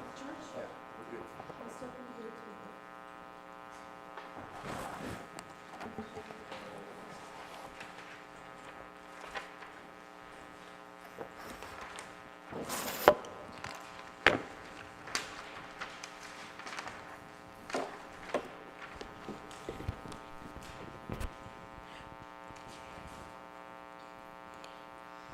Moving on to consent agenda. Motion to consent agenda. Second. Approve consent Approve. agenda. Yeah. Consent agenda. Ruben Reyes, Yes. Cesar Nevares, Yes. Alejandro Garcia, Aye. Rudy Cruz, Yes. and Iván Colombia López. Yes. Moving on to regular agenda. Human Resources Department. Item number 12. Discussion and action to approve the updated tuition reimbursement program. Motion to approve? Second. Good evening. Can you hear me? Yes. Yes, thank you. Good evening, Mayor and Council. This evening, I am presenting for your approval as a revised tuition reimbursement program. This revision is changing our current policy or our current program from skills development tuition assistance dated August the 5th of 1999 to tuition reimbursement program dated January 1 of 2022. The highlights of this revised program are as follows. Our current policy indicates that an employee must be employed 2 years before they are eligible to participate in the program. The revision now is saying that an employee can participate in this program after they have completed 1 year. The program currently is saying that you must be an active employee. Both policies says that, so that doesn't change. Our old policy states that it was a reimbursement of 35% of the tuition is what was authorized. Today, we are asking to revise that program to a maximum of $5,000 per fiscal year per employee, as long as it's been allocated and requested in the budget. You must have planned or pass a grade of 70% or better. The program does not cover books, lab, or towards any travel or any other accessories. Course study in our old policy indicates that you had to have a degree or a non-degree, so it authorizes that benefit. Today's program states that currently you must be going towards an associate's, a bachelor's, or a master's degree from an accredited college or university. So that's been a change. Our old policy did not indicate that online studying was authorized. Our new policy does state that online study courses will be allowed. You must request your tuition reimbursement on an attached tuition reimbursement form, which is attached, and it must be approved by your department manager. In our old policy, it stated that you must have a supervisor, your manager, mayor, and council to approve. This time, our policy states that it must be approved by your department manager. If your department manager denies that program, then an employee has approximately 3 days to appeal that decision and take it to the city manager. The city manager will have final authorization to deny or approve. No opportunity in our old policy does an employee have to request the denial if it gets denied. In our old policy, it didn't allow that. This time it does, so you do have that right to go back and appeal it if you choose to. Should an employee leave the city, the old policies stated that if you left the city through no fault of your own, or you resigned voluntarily, then you will still be allowed to receive that benefit paid to you. Our current program is saying that regardless of the reason why you leave the city, whether it's through your own recourse or if you are terminated, whether for cause or otherwise, the employee is going to be required to reimburse the city back its money that has been paid for. Should the employee fail to make restitution, the city of Socorro will have authorizations to pursue legal means to obtain the amount of the debit that is owed.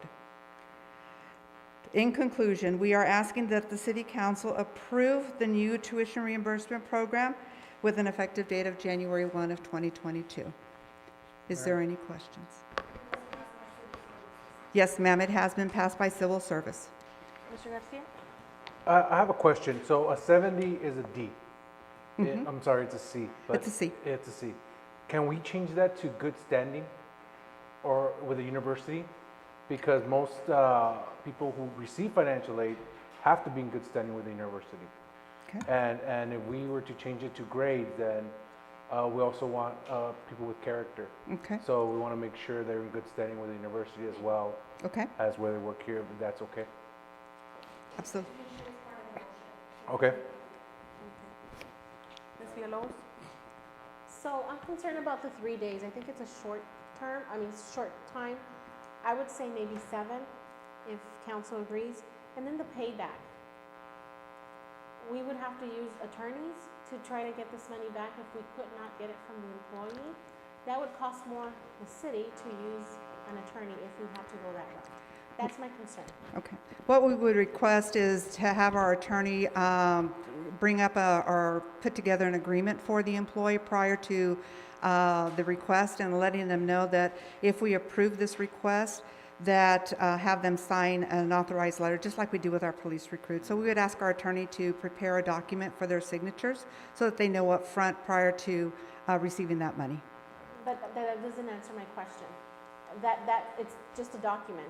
Mhm. If they could not pay or would not pay, then we would have to use our legal team to go after them for the funds that are owed.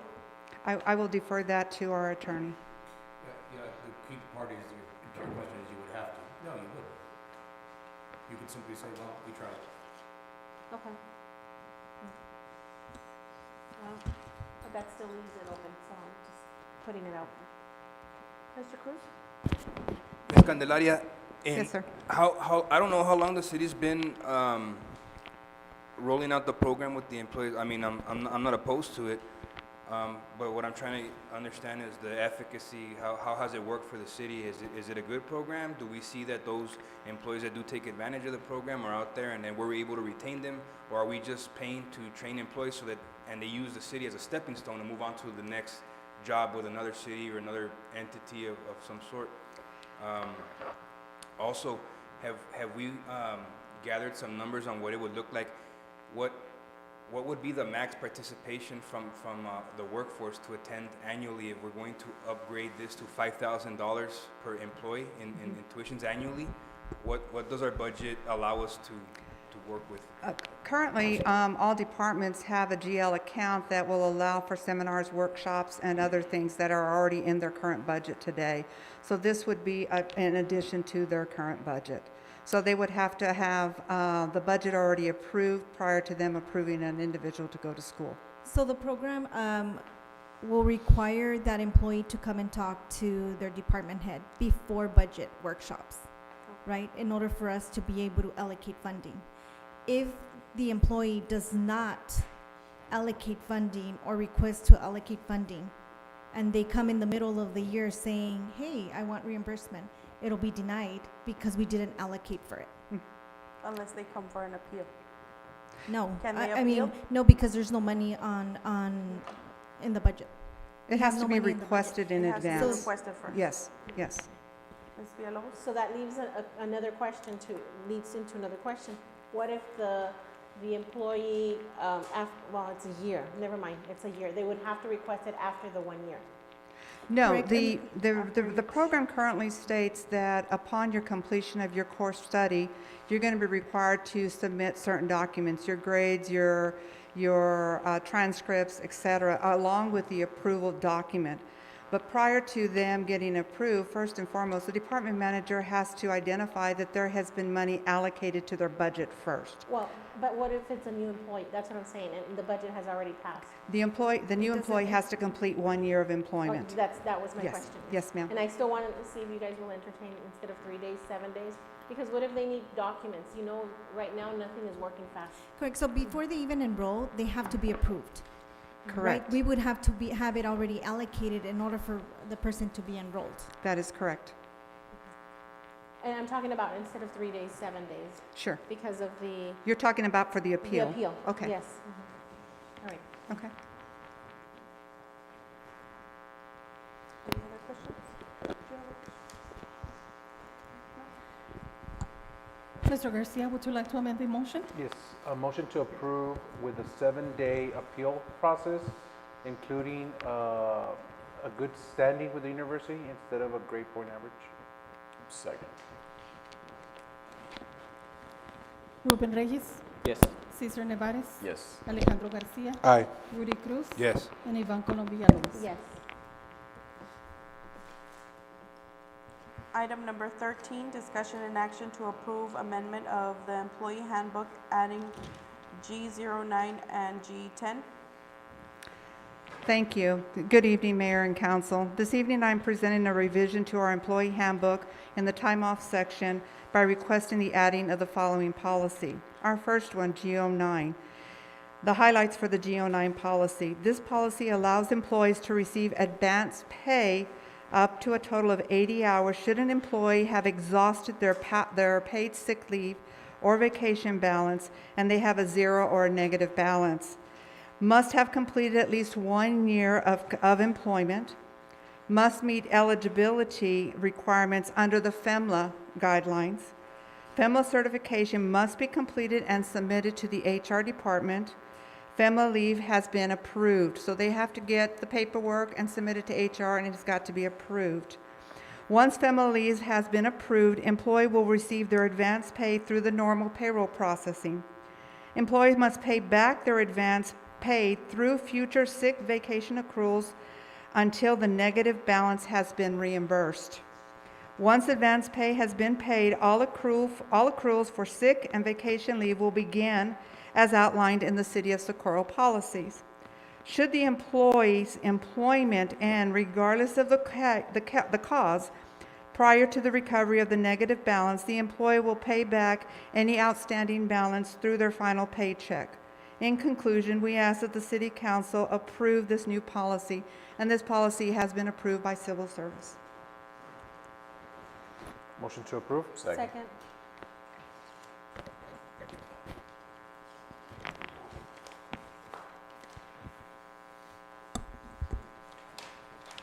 Ruben Reyes, Yes.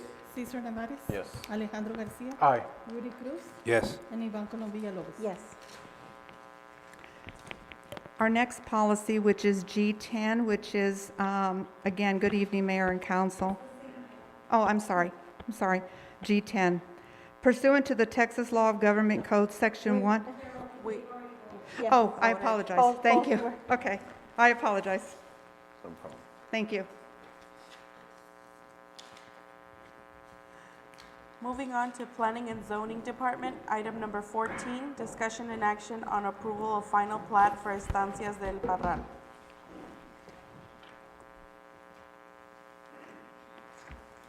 Mayor and Council, good evening. Carlos Gainado with Planning and Zoning Department. The first item on the agenda for our department is the final plat for Estancias del Parral. So as you know, you've seen this before because the preliminary plat would have come to you before. This is the final plat. Next slide, please. So as way of background, again, the summary of the request is to approve a subdivision final plat for the subdivision Estancias del Parral. Zoning is R2. It's about 20 acres in size. The future land use map of the City of Socorro Comprehensive Plan has this as agricultural. And then the land use currently is vacant, and then I went ahead and put there that it will be obviously converted to single-family housing.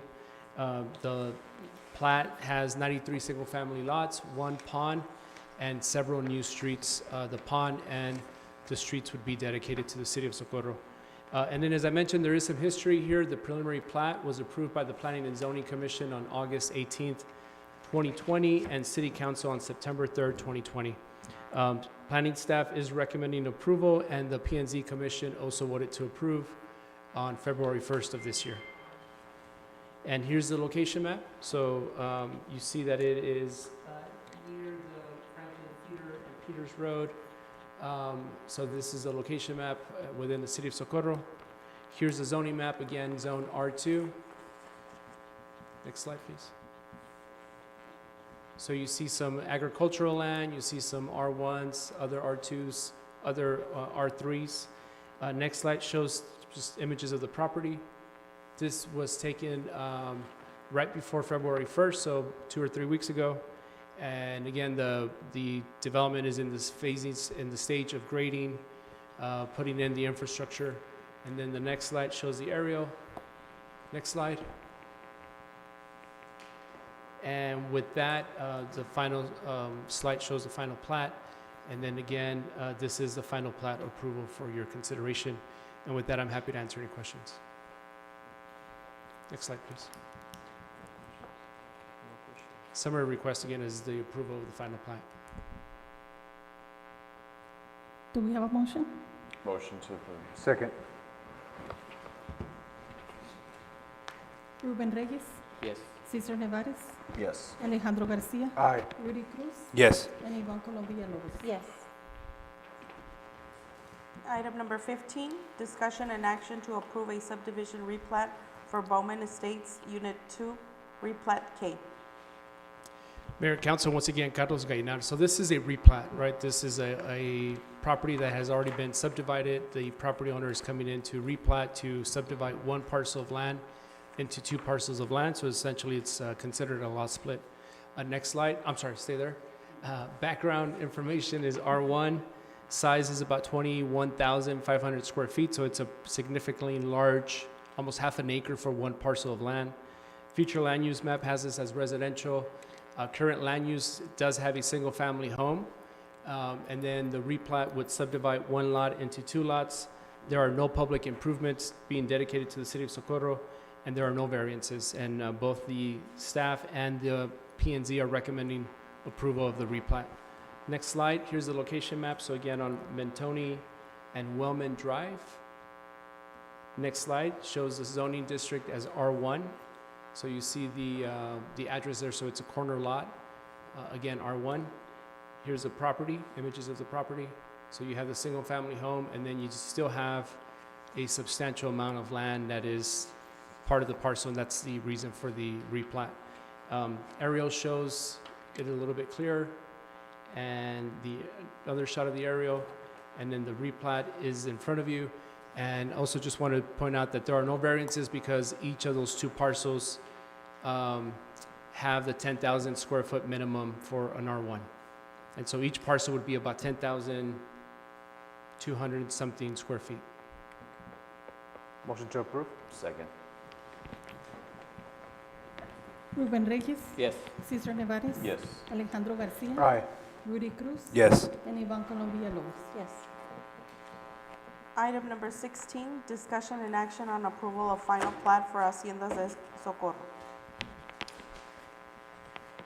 Once again, Mayor and Council, Carlos Gainar. So this is the final plat, another final plat for Haciendas de Socorro. Again, you would have seen this already as a preliminary plat. As way of background, the property is zone R2.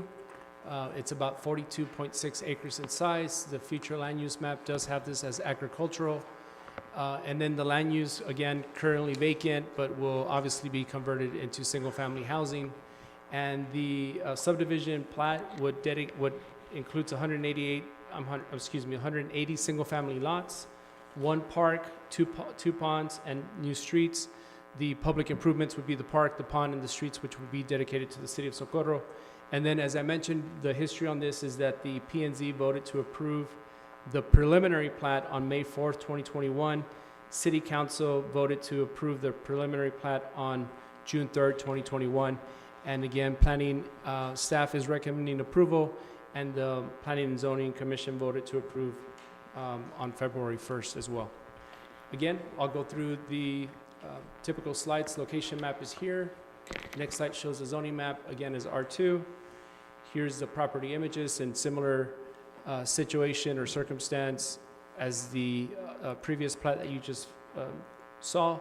And then the aerial, another shot of the aerial. And then the plat, the backup shows 2 pages of the plat because it is, again, creates many different lots. And so this is page 1 of the final plat, and then page 2. And with that, I'm happy to answer any questions. If you want to pause there, Victor, that just shows the two pages of the plat together within the area of the subdivision. And with that, I'm happy to answer any questions. Ms. Villalobos? So I just need to say that this is the land right next to my property. Yes, ma'am. So I'm going to abstain. But may I speak to Mr. Escobar? Would you come up here, sir? Please?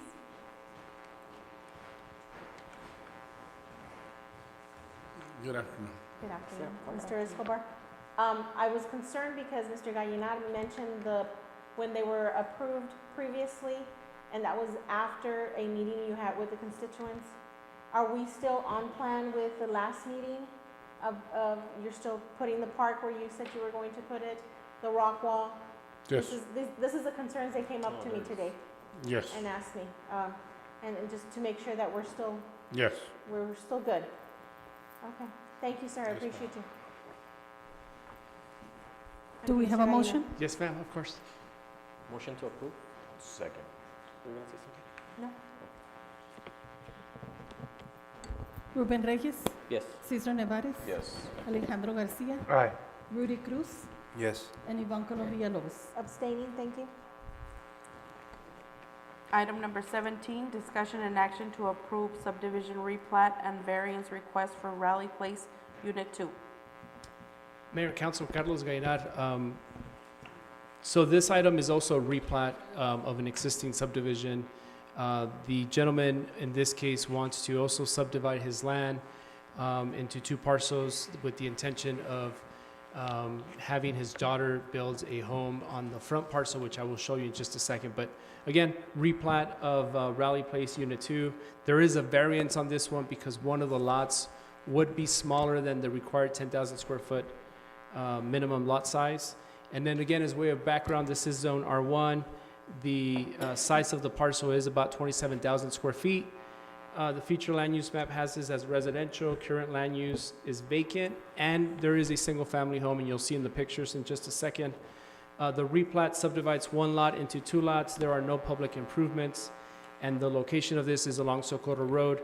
And then, as I mentioned, the variance would, so you're creating 2 lots. One of the lots will come in at about 9,011 square feet, so just a little bit under 10,000 square feet, and so that's the purpose of the variance. And both our staff and the P&Z Commission is voting approval on this one. Here's the location map. So again, on Socorro and Madison Lee Drive, might be familiar to some of you all. Here's the zoning map. Here's the property images. The image to my right shows the single-family home that is currently there. Yes, and then the image to my left shows the sort of vacant area of which which you would be creating the second parcel. And that's the vacant area where the family would like to create another single-family home. And here's the shot of the aerial. And so the reason for the variance is because if you look at the way that the lot is split, there's plenty of space behind the house, but not very much space in front of the house. And so when you split it to make sure that it still complies with setbacks, the second lot is where the home is okay. The front of the front lot again would come in at about 9,000 square feet. And here's a shot of the aerial. Next shot, next slide, please. Thank you. Next slide. I know it's hard to read and it's in your background, but that's the original plat, which essentially just shows one large parcel of land, and then the replat shows two parcels of land. So you see Lot 1 and Lot 2. Lot 1 is the one that would require the variance. Lot 2 has plenty of space. And with that, I'm happy to answer any questions. Here's a summary of the request. So again, a replat to subdivide one lot. Next slide, please. The summary of the request is to subdivide one lot into two lots, and then the variance to allow Lot 1 to be at 9,011 square feet in size. Okay, that answered my question. Yes, ma'am. I was looking for it here. It wasn't here anywhere. Do we have a motion? Motion to approve. Second. Ruben Reyes, Yes. Cesar Nevares, Yes. Alejandro Garcia, Aye. Rudy Cruz, Yes. and Ivan Colombia Lobos. Yes.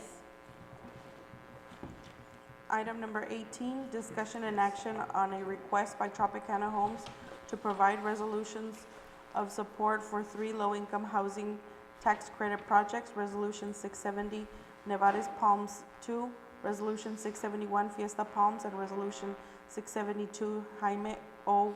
Perez Memorial Apartments 2. So Mayor and Council, just a little bit of information on this item. About a month ago, Mr. Bowling from Tropicana Homes approached the city manager and our department about approaching the city council for resolutions for support, as was read into the record by the mayor. The Tropicana Homes is in the process of submitting, I believe, these 3 applications, or maybe a combination of the 3.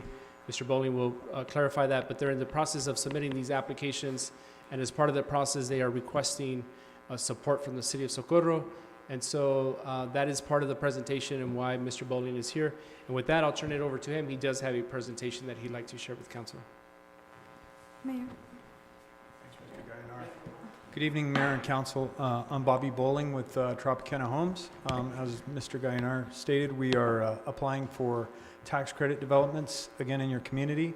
By way of background, I don't know how much information, and please chime in and jump me with questions if you have them. I can speak about this for 30 minutes, or I can speak about this for 3 minutes.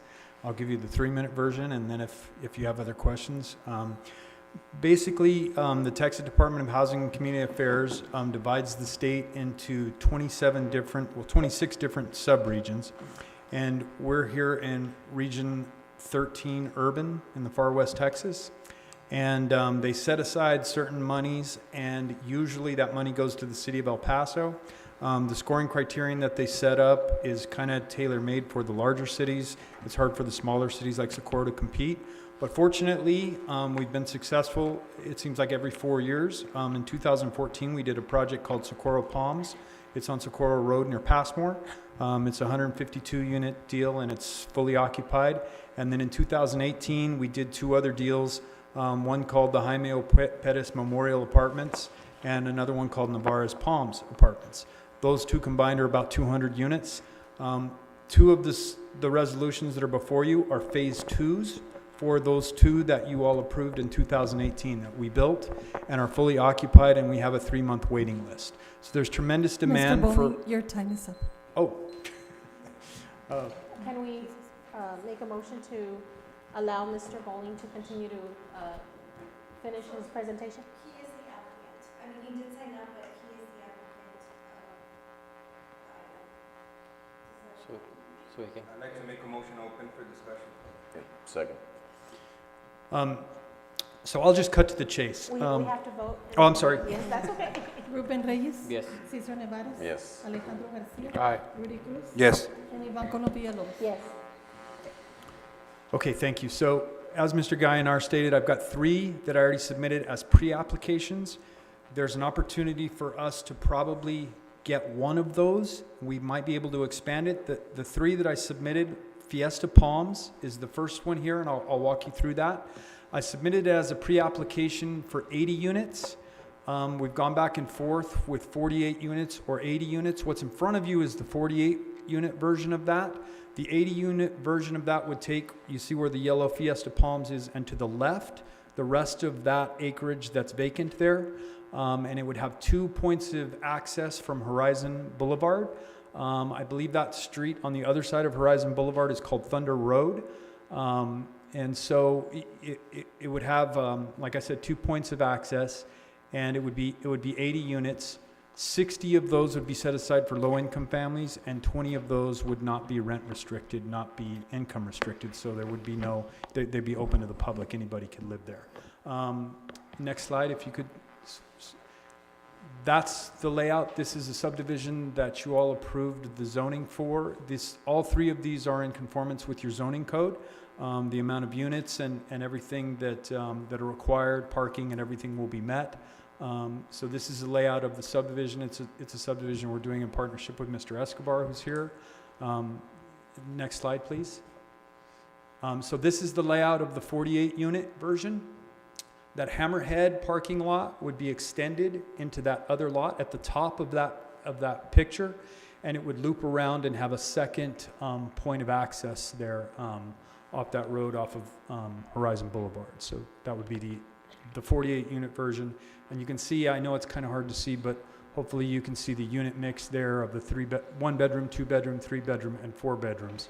There'll be handicap access, there'll be a community center, and a playground, and picnic tables, barbecue tables, a lot of amenities for the tenants. Next slide, please. Okay, so this is the phase 2 of Navarro's Palms. As you can see, what those rooftops are the phase 1. The yellow highlighted areas where we put the phase 2. It's a little deceptive because the very back, I don't know if you can see that shaded area, is the retention pond. So the other 48 units will be there, and you can see it's accessed from the parking lot at 2 points of entry from the first phase. If you could go to the next slide. And that's the filed subdivision plat. This is already a platted lot on this one. We would just need to apply for a permit. So that's Navarro's Palms phase 2. And next slide, please. That's the layout of what the buildings will look like. They're all quadruplex units, all 1 story. Next slide, please. And then this is the third one that I have before you, is the Jaime Pettis Memorial Apartments phase 2. And you can see that yellow highlighted area. There's 2 lots. We would put a combination of 48 units on those 2 lots. Next slide, please. And that's the filed subdivision plat. To the right or to the bottom of that, that's Navarro's Road. They would both have access and frontage off Navarro's Road. And final slide for the sites. And this is the layout of what that would look like on those 2 lots. And next slide, please. These are some pictures of Socorro Palms. If you haven't seen that subdivision or that site, that's similar construction that we're going to be putting together on these new ones. Next slide. And then this is some information that hopefully you had a chance to look at before the meeting. It talks about our average income, our average family size. We do take Section 8 vouchers, but most of our people are working class people here in Socorro, and very few of them are on vouchers. Like 96% of them pay their own rent. There's some SSI recipients, and most of them are working class people. It's a working class family program. Next slide, please. And we do a lot of pre-screening of our tenants. I've had questions in the past to make sure that, if we even get a sense of any kind of gang activity or anything like that, it's immediate eviction. We're not the housing authority. We do file evictions for, behavior that's not acceptable. And so we've got a really good track record with the state for keeping, our property safe and in compliance with the program requirements. Next slide. And then we offer a lot of social services for our tenants. You can see a lot of the things we do there. I just had a meeting today with the owners of Western Tech, and we're going to try to put a scholarship program together through them. In addition to all of these that are listed, we're going to try to have a trade scholarship for somebody to be in a mechanical or plumbing or electrical type of field. From our low-income family, paid for by us, free of charge to them. All of these services are free of charge to the tenants. And I think that's the last slide. One more slide. Oh, and we have a great rent-to-own program. We've actually averaged 2 tenants per month for the last 5 years. We've put close to 100 people throughout our history from low-income rental into finally home ownership with the homes we built. So no one in the state has a program like us as far as that home ownership program. It's a great program. And I think that's the last slide. Yep. And so I'm open to questions. Sorry for going so long. Ms. Villalobos? Sorry. And then you hit me with all the great things that you do for your tenants. I'm not big on waiving fees, I'll be honest with you. The city has Yes. great needs. $1,500 is one light that we need. We've talked about this in the past, about waiving fees, and we don't do it for our constituents. Why should we do it for developers who have deep pockets? I'm not big on that, and I don't know how the council feels. Don't take it personal. I get phone calls from constituents, you know, what I just told you was exactly what, my fee does, they didn't waive my fee. Why are you doing it for companies that have deep pockets?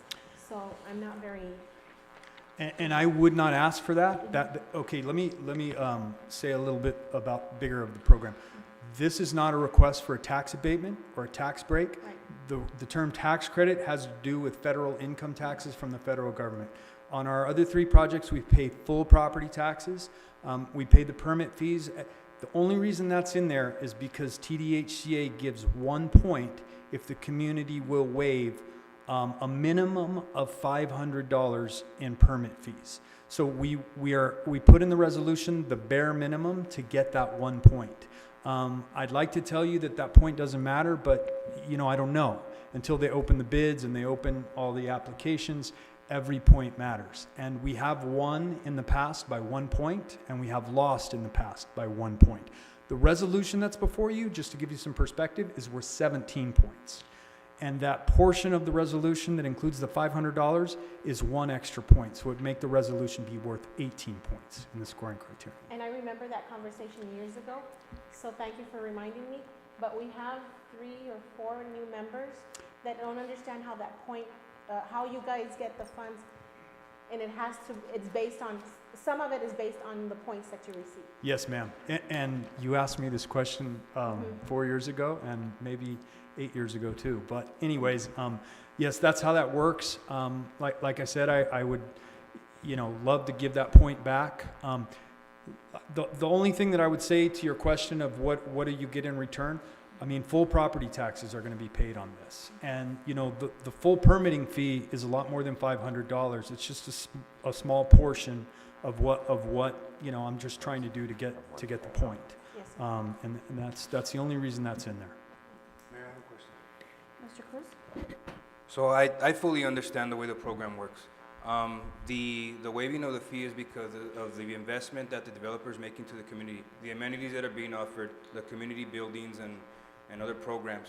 I'm fully aware of that, and we appreciate that. Let me ask you, Mr. Gainar, is this item coming up for action to approve, or are we taking action on? Mr. Cruz, so the way that the agenda is written is for discussion and action to approve the resolutions that were part of the packet. So Okay. you would, so your actions today would give Mr. Bowling the resolutions that he is requesting. Okay. Well, I'd like to make a motion right now to approve. Second. Second. And we have one more speaker, Richard Dayu.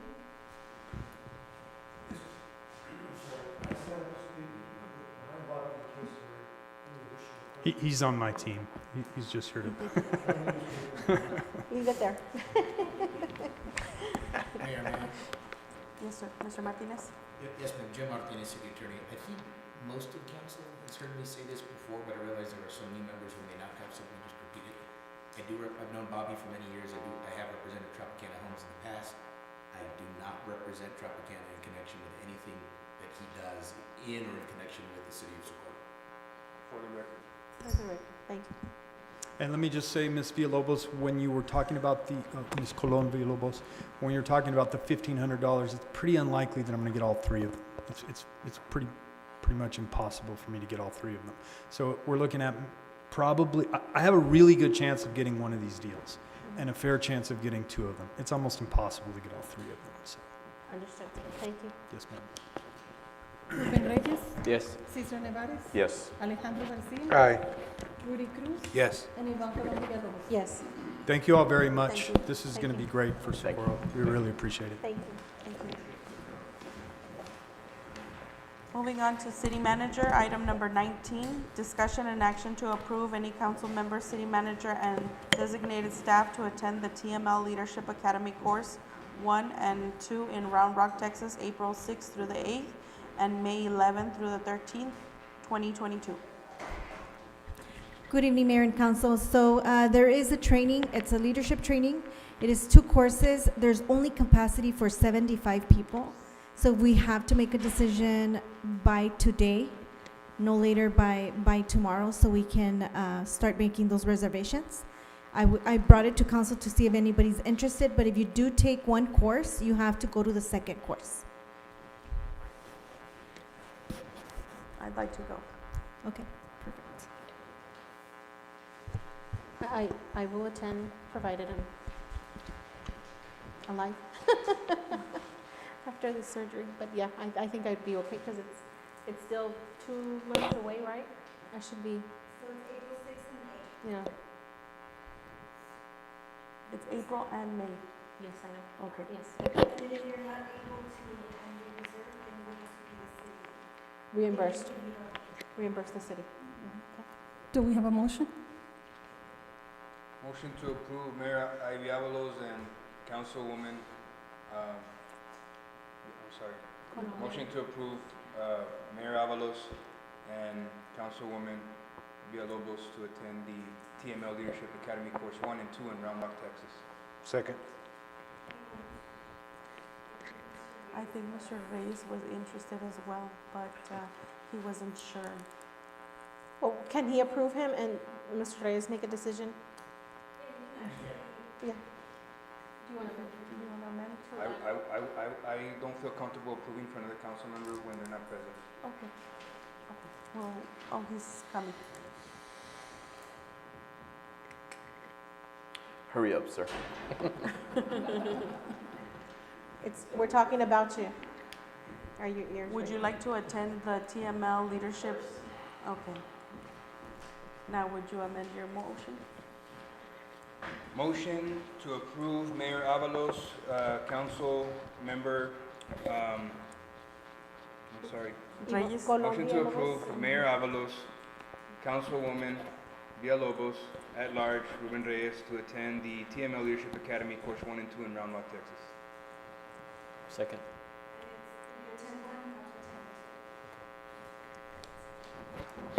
Ruben Reyes, Yes. Cesar Nevares, Yes. Alejandro Garcia, Aye. Rudy Cruz, Yes. and Iván Colom Villalobos. Yes. Item number 20, discussion and action to authorize staff to issue a request for qualifications or other instrument to solicit proposals for engineering services. Do we have a motion? Motion to approve? Second. Good evening, Mayor and Council. So the engineering services contract ends on March 2022. This contract was awarded in 2016, then we renewed it twice.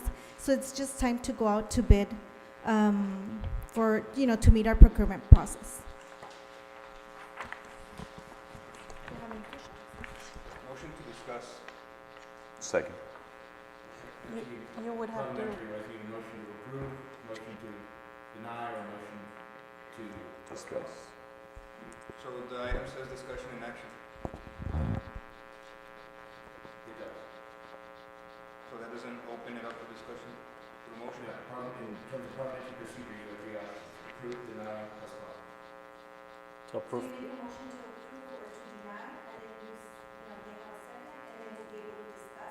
Okay. Once the discussion takes place and you want to rescind your motion, you can rescind your motion and change it. I'll motion to there was approve. already a motion on the floor. There was a motion to approve, and there was a second.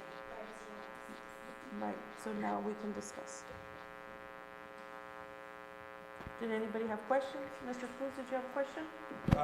More of a, yes, I did have a question. So the The item for discussion and action today, number 20, for the request for qualifications is only for, because of the procurement procedures that the city currently has. The current engineering firm has already had the extension of their contract twice. This does not disqualify them from bidding in the future. No, of course not. Okay. They can apply. It's just procurement process, yes. Okay, that was my only question.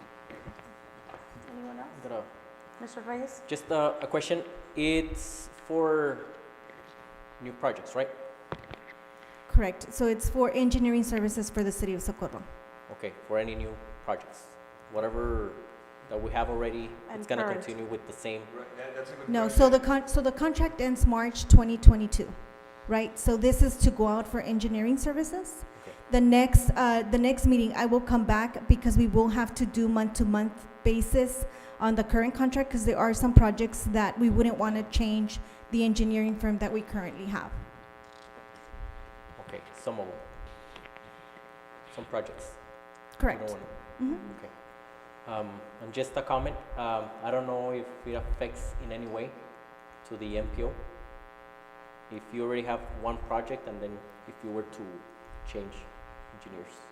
No, sir, so the project belongs to the city of Socorro. Doesn't belong to the engineer. But I want to add to that. Tomorrow I'll be attending the MPO meeting, and I'll have an update at the next council meeting. I have questions at the MPO level because the reason being that we're currently working with TxDOT as well. Financially, that could postpone Right. and put schedules behind, and at the same time, I'm sorry, and at the same time, it could maybe potentially put us at risk for loss of funding. But again, those are questions that I'm gonna have to ask at the MPO level, and I'll update council as I gather that information. So that was my No, that's a good question, Yeah. and yeah. compliment. Yes, definitely. Well, that's not something that we want to do, right? And we've already done our homework when it comes to that. Mhm. Mayor, just Yes, one point Martinez. of clarification. When lawyers get nervous when you hear the term bid or bidding in connection with engineers, not bidding, it's request for, I know we're speaking in Right. Request The for statute qualifications. prohibits competitive bids for engineering services. It's a request for proposal. Right. I'm sorry, qualifications. So it's qualification and not bidding. Qualifications, Proposals, yes. correct. It's request for Engineering firms, qualifications. RFQs. Mhm. Thank you for the clarification. Mayor, we have one speaker for this item, Mr. Matsu.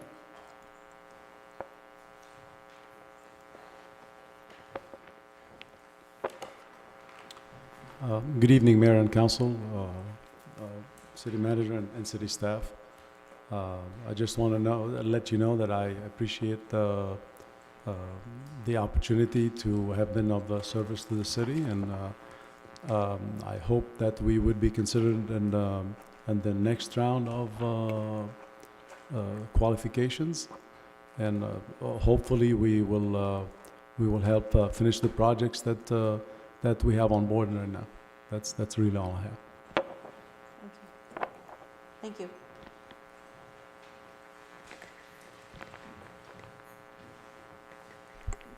Ruben Reyes, Yes. Cesar Nevares, Yes. Alejandro Garcia, Aye. Rudy Cruz. Yes. And Ivan Colombia Lopez. Yes. Item number 21, discussion and action to approve the travel, mileage, and related expense policy, amendment number 7.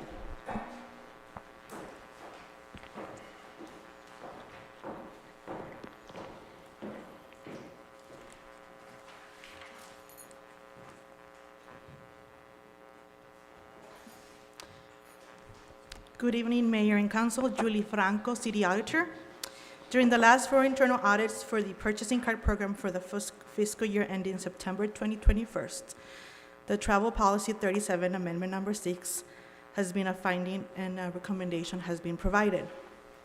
Hence, requesting the Amendment Policy 37, Travel Mileage and Related Expense Policy, to be approved.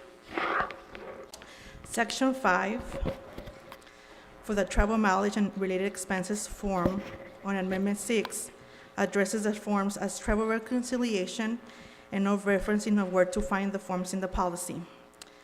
proposing to be consistent and reference the form as travel, mileage, and related expense forms, and indicating see Annex A and B. The changes on the packet are highlighted in yellow for you guys to follow. Annex A and B were revamped and addressed as Finance Department instead of Accounting. In addition, new proposed header indicates the current amendment number. Currently, the city is under understanding that out-of-town travel is approved by the City Council during the adoption of the fiscal year budget as stipulated on Amendment 5. However, Amendment number 6 states the contrary, which is for City Council to approve all staff travel. Proposing Amendment number 7 to indicate out of travel is approved by the City Council during the adoption of the fiscal year budget, as mentioned on the previous Amendment number 5. Requesting your approval per your discretion. Thank you for your time. If you have any questions, please feel free to ask. Questions? I do have so, I'm sorry. The only thing that's changing was highlighted, Yes, ma'am? and everything else. The same. Right, you provided more than what was changed, right, correct? Is that what it is? For comparison purposes. Yes. That was my question. I couldn't place the word, why is it there if it's No not worries. changing? Okay, Yes. thank you. You're welcome. Motion to approve? Second, Ruben Reyes, Yes. Cesar Nevares, Yes. Alejandro Garcia, Aye. Rudy Cruz, Yes. and Ivan Colombia Lopez. yes. Item number 22, discussion and action to approve Resolution 673 authorizing the designation of signatories for financials listed in resolution. Again, good evening, Mayor and Council.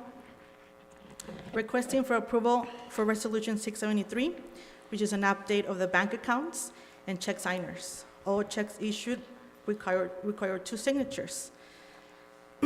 The previous Resolution 494 is a finding during an internal audit of cash disbursements from October 2020 to February 2021.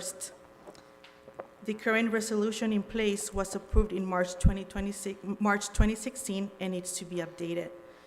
The proposed resolution now includes all department heads as current check signers except the finance director and I, the city auditor.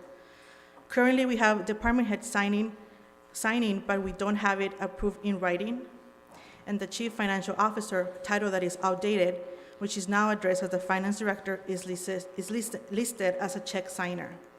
Mr. Casiano and I are not included as check signers for separation of duties and to avoid conflict of interest. In addition, the resolution now includes the American Rescue Plan and CARE Act's fund account. The FNB bank account is obsolete, thus removed, and for logic accounts serves for the investment activities with no check booked. The Bank of New York Mellon is not a bank account, but an agreement to have reports issued by Mellon Bank that corroborates the pledge securities by Wells Fargo to cover accounts in excess of the FDIC insurance. FDIC stands for Federal Deposit Insurance Corporation.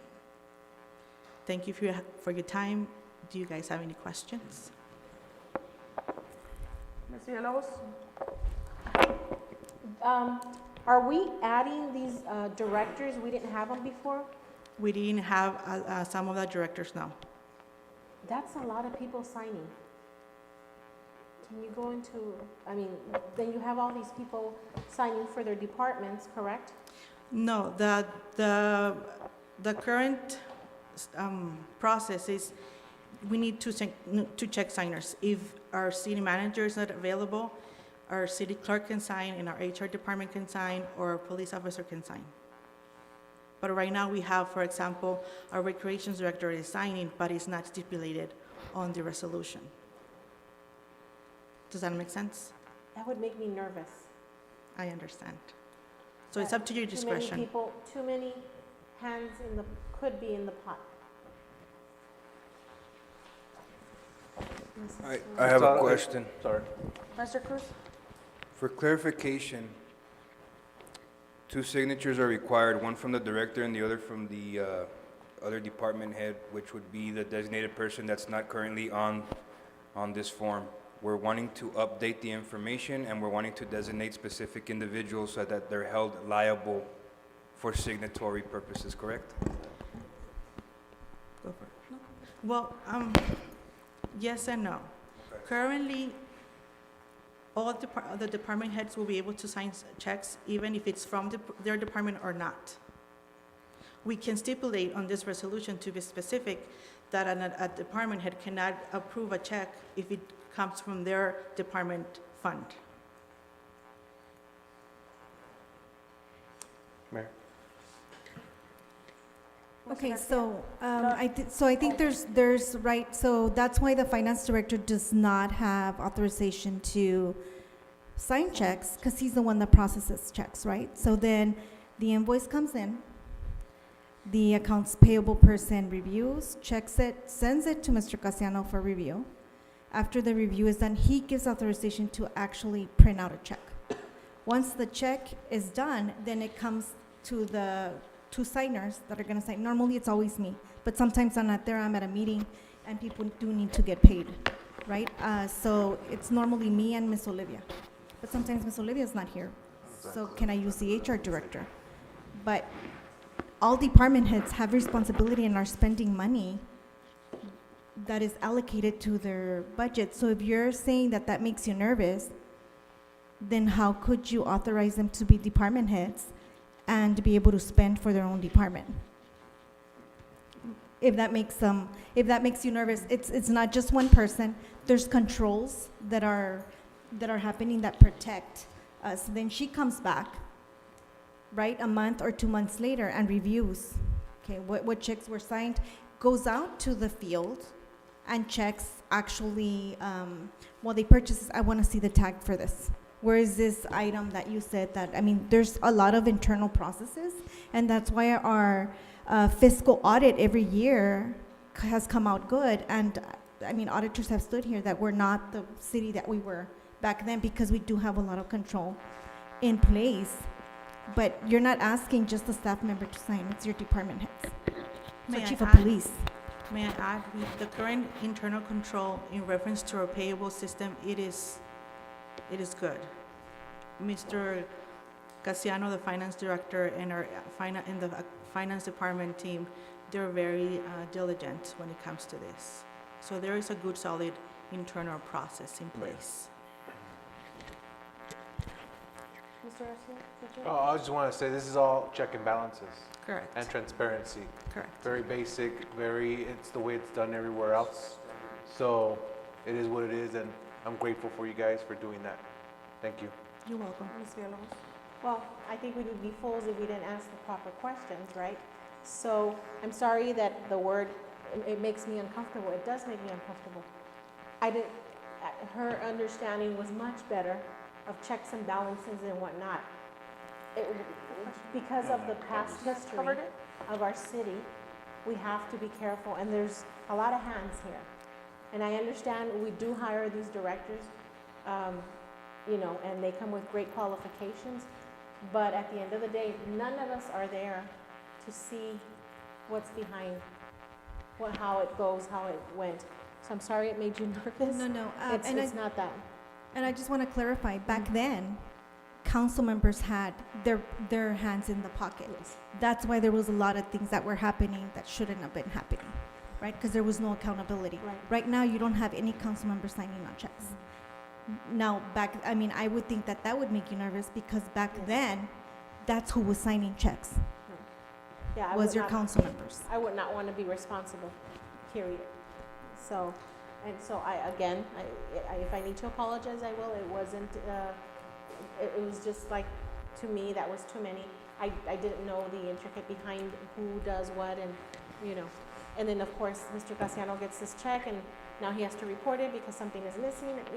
Do you understand what I'm saying? That was my thinking, so thank you for the clarification. Do we have a motion? Motion to approve. Second. Ruben Reyes? Yes. Cesar Nevares? Yes. Alejandro Garcia? Aye. Rudy Cruz? Yes. And Ivonne Colombia López? Yes. Item number 24, public hearing on written charge to remove Hugo Gomez as a member of the Building and Standards Commission, Place 6 of the City of Socorro, Texas. Motion to approve. Second.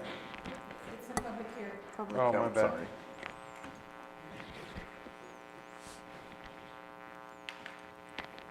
No speakers? Open, oh, I'm sorry. It is 8:22 PM. Public hearing is open.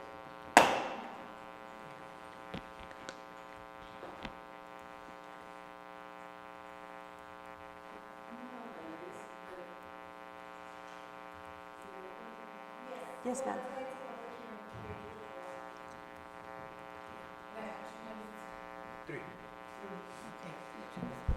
I'll make it fast. I apologize if I don't do it right. Mayor and council, my name is Angelina Ramos. I live in the community of East Lake Valley, and we had, the neighbors and I are not very satisfied with the business that is being built. Well, the business is fine. The thing is that what we're requesting as soon as possible, if possible, a rock wall Ma'am? to be built. Ma'am? This is pertaining item number 24. Oh, I'm on the sorry. agenda. I'm I'm sorry. sorry. It's okay. You would have to sign up for public comment. I Mhm. think that's what you wanted to do. Right. Right? Is it, okay. Can we allow her some time? Even if it's, Let's finish. okay?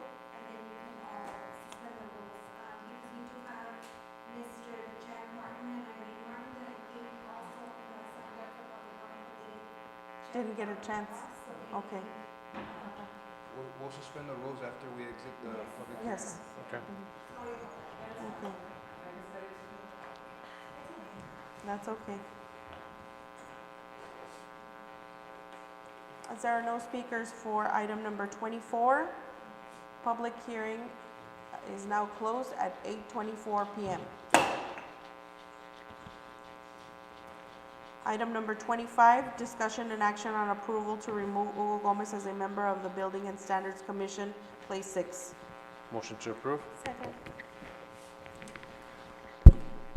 Ruben Reyes. Yes. Cesar Nevares. Yes. Alejandro Garcia. Aye. Rudy Cruz. Yes. And Ivan Colombia Lopez. Yes. Should we do it now or after? We could do it now? Do we have a motion to suspend the rules and allow the public speakers to speak? Motion. Second.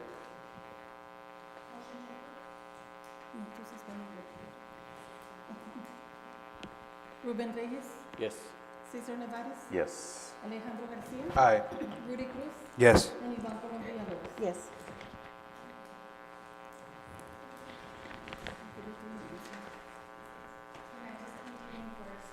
Yes.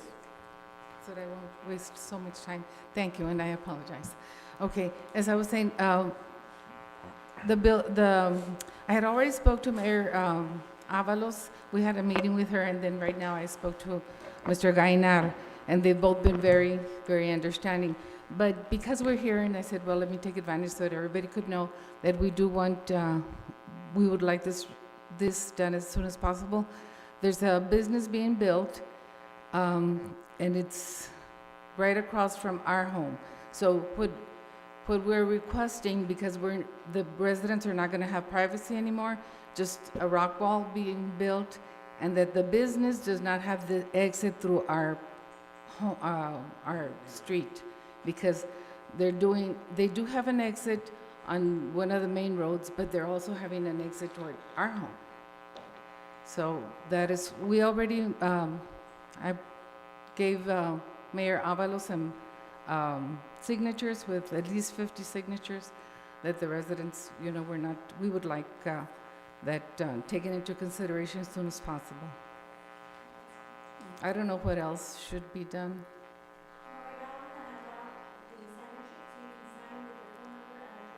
Okay. Thank you. Thank you. Are there any more public speakers? Mr. Martin.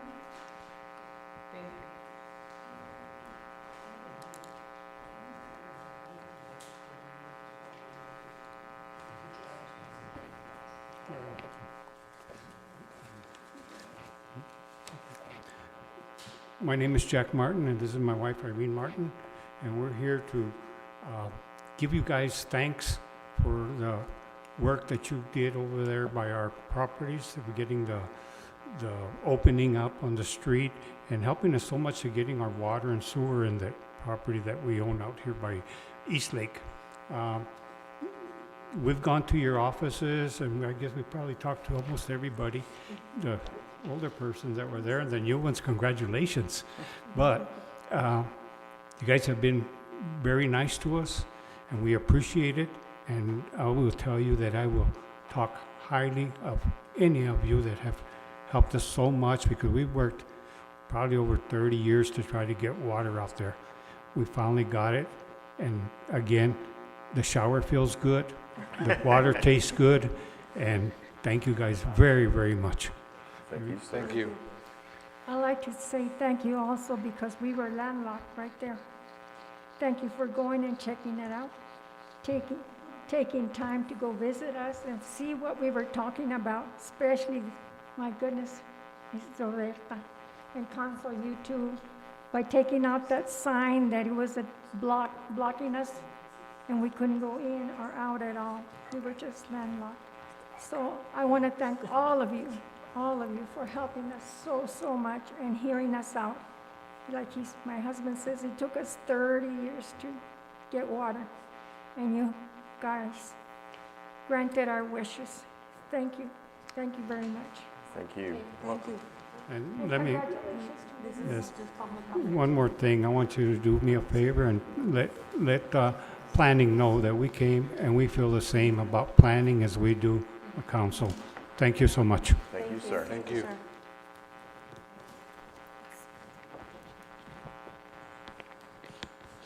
Are there any other speakers?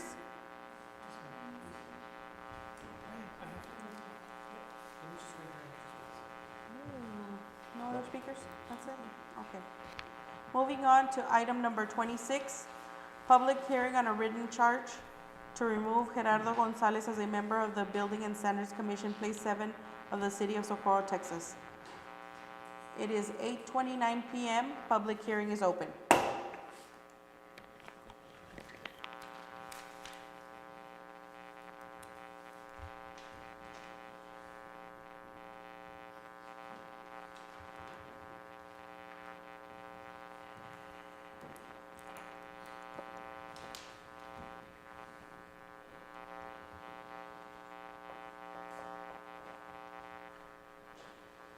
As there are no speakers, public hearing is closed at 8:30 p.m. Item number 27, discussion and action on approval to remove Gerardo Gonzalez from the Building and Standards Commission, Place 7 of the City of Socorro, Texas. Motion to approve. Second.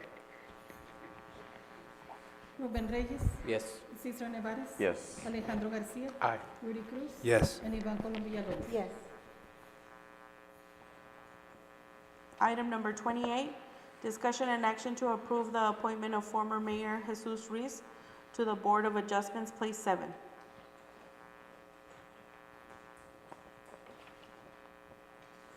Motion to Do approve? we have a motion?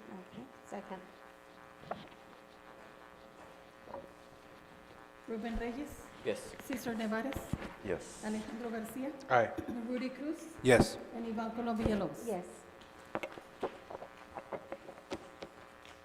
Item number 32, discussion and action to approve the TXHAF program is administered by the Texas Department of Housing and Community Affairs. Funds for the program come from the U.S. Department of Treasury, established under the American Rescue Plan Act of 2021. Motion to approve?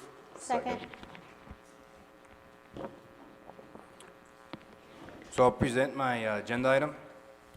As the mayor stated, that the program is geared towards funds for the program that come from the U.S. Department of Treasury. And I've been in contact with individuals from the state, from this program. I've been in direct contact with the director, who's been newly appointed, and her staff as well. And the reason why I contacted them is because as soon as I found out about the program, it's going to come out statewide. Anticipated launch date is going to be February 21st of this year. It's going statewide. And what this program is going to provide eligible homeowners in the form of principal reduction assistance for modification or reinstatement of delinquent payments. Qualified homeowners are eligible for this program. Grants up to $40,000. This is going to help them catch up on past due mortgage payments, and $25,000 to help catch them up on past due property taxes, insurance, or HOA payments. The reason why I contacted the state directly is because I feel that we're going to serve the community of Socorro, and it's going to have a greater impact should we house the intake center. So upon release of the funds, I'd like to request for the City of Socorro to become an intake center for the program. I feel that the City of Socorro can assist more of its residents should the state find the city to be an eligible partner as an intake center. There's currently 13 uniform Texas service regions, and in each region is required to have an intake center. Socorro, Texas has the ability, resources, and knowledge to act as an intake center, provided proper guidance, rules, and procedures from the state in order for this to be successful. Furthermore, I'd like to request that marketing material, additional equipment, and education for the intake officers and improvements needed to be made to support our intake center be provided by the Texas HAVE program. I've identified Chayo Apodaca as the ideal intake processing center should the council vote yes today. Not only would we be serving the residents of Socorro, but the surrounding areas. And the reason for the intake center is because if we are able to directly impact individuals by processing those applications here in our city, they don't have to travel distances like, outside of our city to go apply for this program. At the same time, I feel that we know our community better than any other community. I wouldn't send them to Saneli, I wouldn't send them to the city or the county. I would rather serve our community here in the city of Socorro. And that's my agenda item. Ms. Villalobos? It sounds wonderful. Thank you, Mr. Cruz. Sounds wonderful. Would we need to hire personnel to process the applications, or does this company or this program have personnel like they did when we did house assistant, where they brought in their own people? Correct, so it's gonna be a combination of two things, and I think Mr. Reta can talk a little bit more, because we do have the experience and we really do wanna house this intake center, right? So I'll give it to Mr. Reta. Please. Good evening, Mayor and Council. As Councilmember Cruz mentioned, this is a really, really great program. In meeting with the state, there's no one really in the county that was invited to the first meeting, so it's really an amazing opportunity for us to be able to offer our residents not only relief for owed property taxes, but also leniencies or delinquencies in their mortgage. What I would recommend is not specifying a location for the intake center, because if we have enough funding, maybe we can open two. We wouldn't want to limit ourselves. What I think should happen is being given staff the authority to go ahead and operate an intake center. In regard to the question on staffing, this program does allow for us to not only pay for marketing and outreach, but also request equipment as well as staffing. If given the funds, I've already spoken with our city manager as well as Alejandra, who's the cohort and my co-partner in all of our amazing projects. We already have an action plan in place to tackle it the same way that we tackled the census. Now that COVID is kind of better handled, we have the tools in place to go ahead and help them. We've identified the barriers that we saw within the COVID vaccinations, such as language, transportation, accessibility, and those are things that we feel would be the same issue with this project, which we feel we've identified to tackle. With the guidance of Ms. Rodarte as well as city staff, we're going to be able to go ahead and give them not only the information they need, but also the guidance to go ahead and get these resources. As COVID was detrimental to everyone across the nation, it does hit home, especially for Socorroans who do need relief to help them from losing their home. One of the great things, which is very rare in these programs, is that they told us mobile homes are eligible. So that's going to be something that really helps a lot of people. They've told us that primarily they're not going to have a lot of restrictions. We haven't seen the actual contract or the final guidelines, but we are preparing to go ahead and work with council as quickly as possible. We will go ahead and review with legal as well. Should that require a special meeting, we'll ask Ms. Rodarte to go ahead and get her guidance for that. But we want to be very ambitious and very quick acting to go ahead and get these funds for Socorro. Are there any questions that maybe I did not answer? Ms. Villalobos? I'm sorry, I just have a comment, only because I am in the real estate world, and we just got a news yesterday that it's looking like, you know, we might go into a recession and foreclosures. I don't know how this program would tie in for those that in the future, you know, might be losing their jobs or whatnot, but if we have this program in place, maybe that this program can help our citizens here.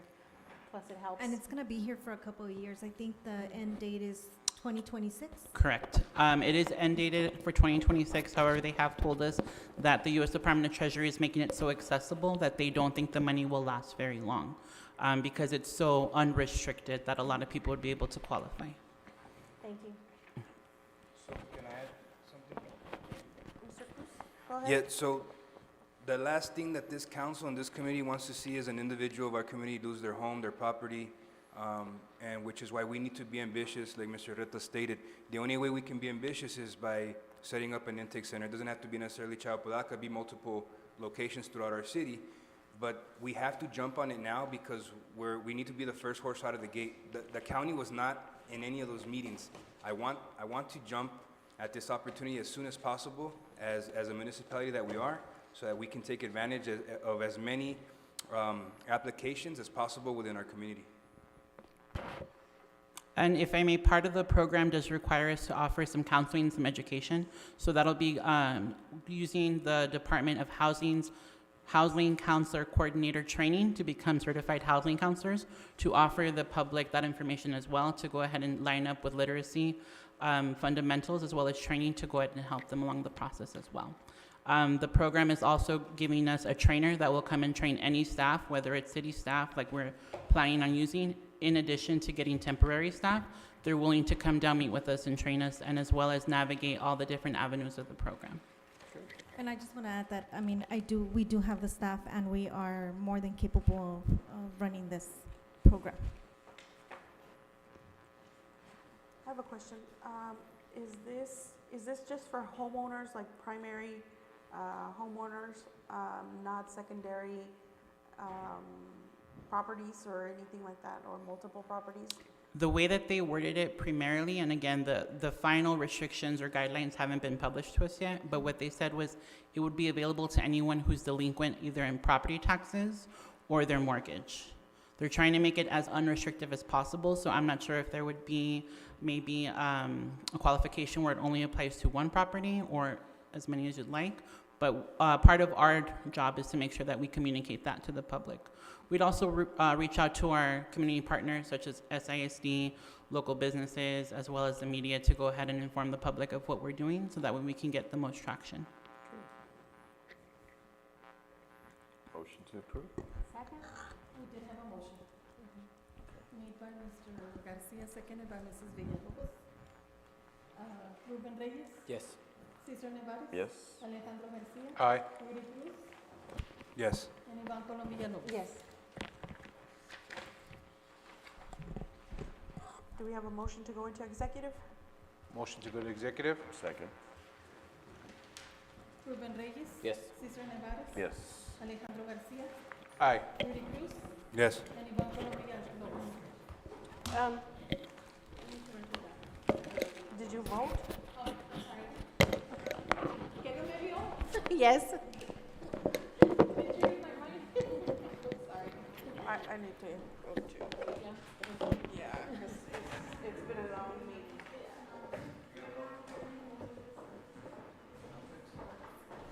Sorry, I forgot. We are now going into executive. It is 8:41 PM.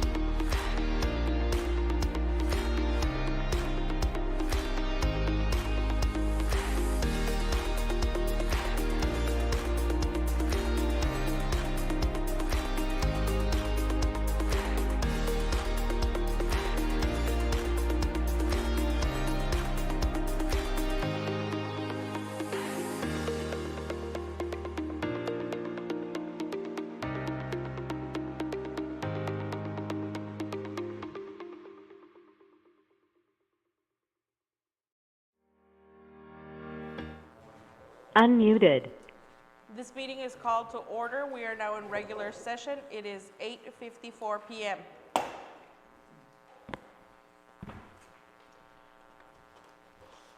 Do we have a motion? Motion to approve? No, motion to delete. Motion to delete. Oh. 33, 34, and 35. Motion to delete 33, 34, and 35. Second.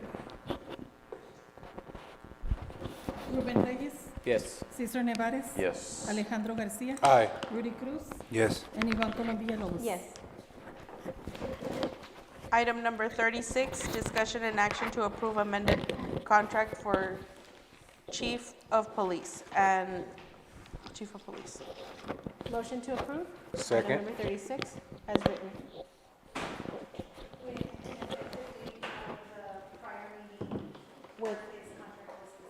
With an effective date of the prior,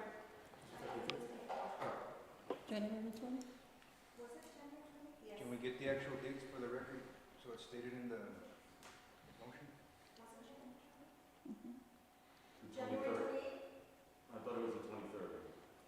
January 20th was our last meeting, or last January. Oh, no, 17th. January 17th? That's it. Yes. Okay, thank you, Wendy. With an effective date of January 17th, 2022. Second. Ruben Reyes, Yes. Cesar Nevares. Yes. Alejandro Garcia, Aye. Rudy Cruz, Yes. and Iván Colom Villalobos. Yes. Do we have a motion? Motion to Adjourn. adjourn. Second? Let's. Ruben Reyes, Yes. Cesar Nevares. Yes. Alejandro Garcia. Aye. Rudy Cruz. Yes. And Iván Colom Villalobos. Yes. Meeting adjourns at 8:56 PM. Have a good night.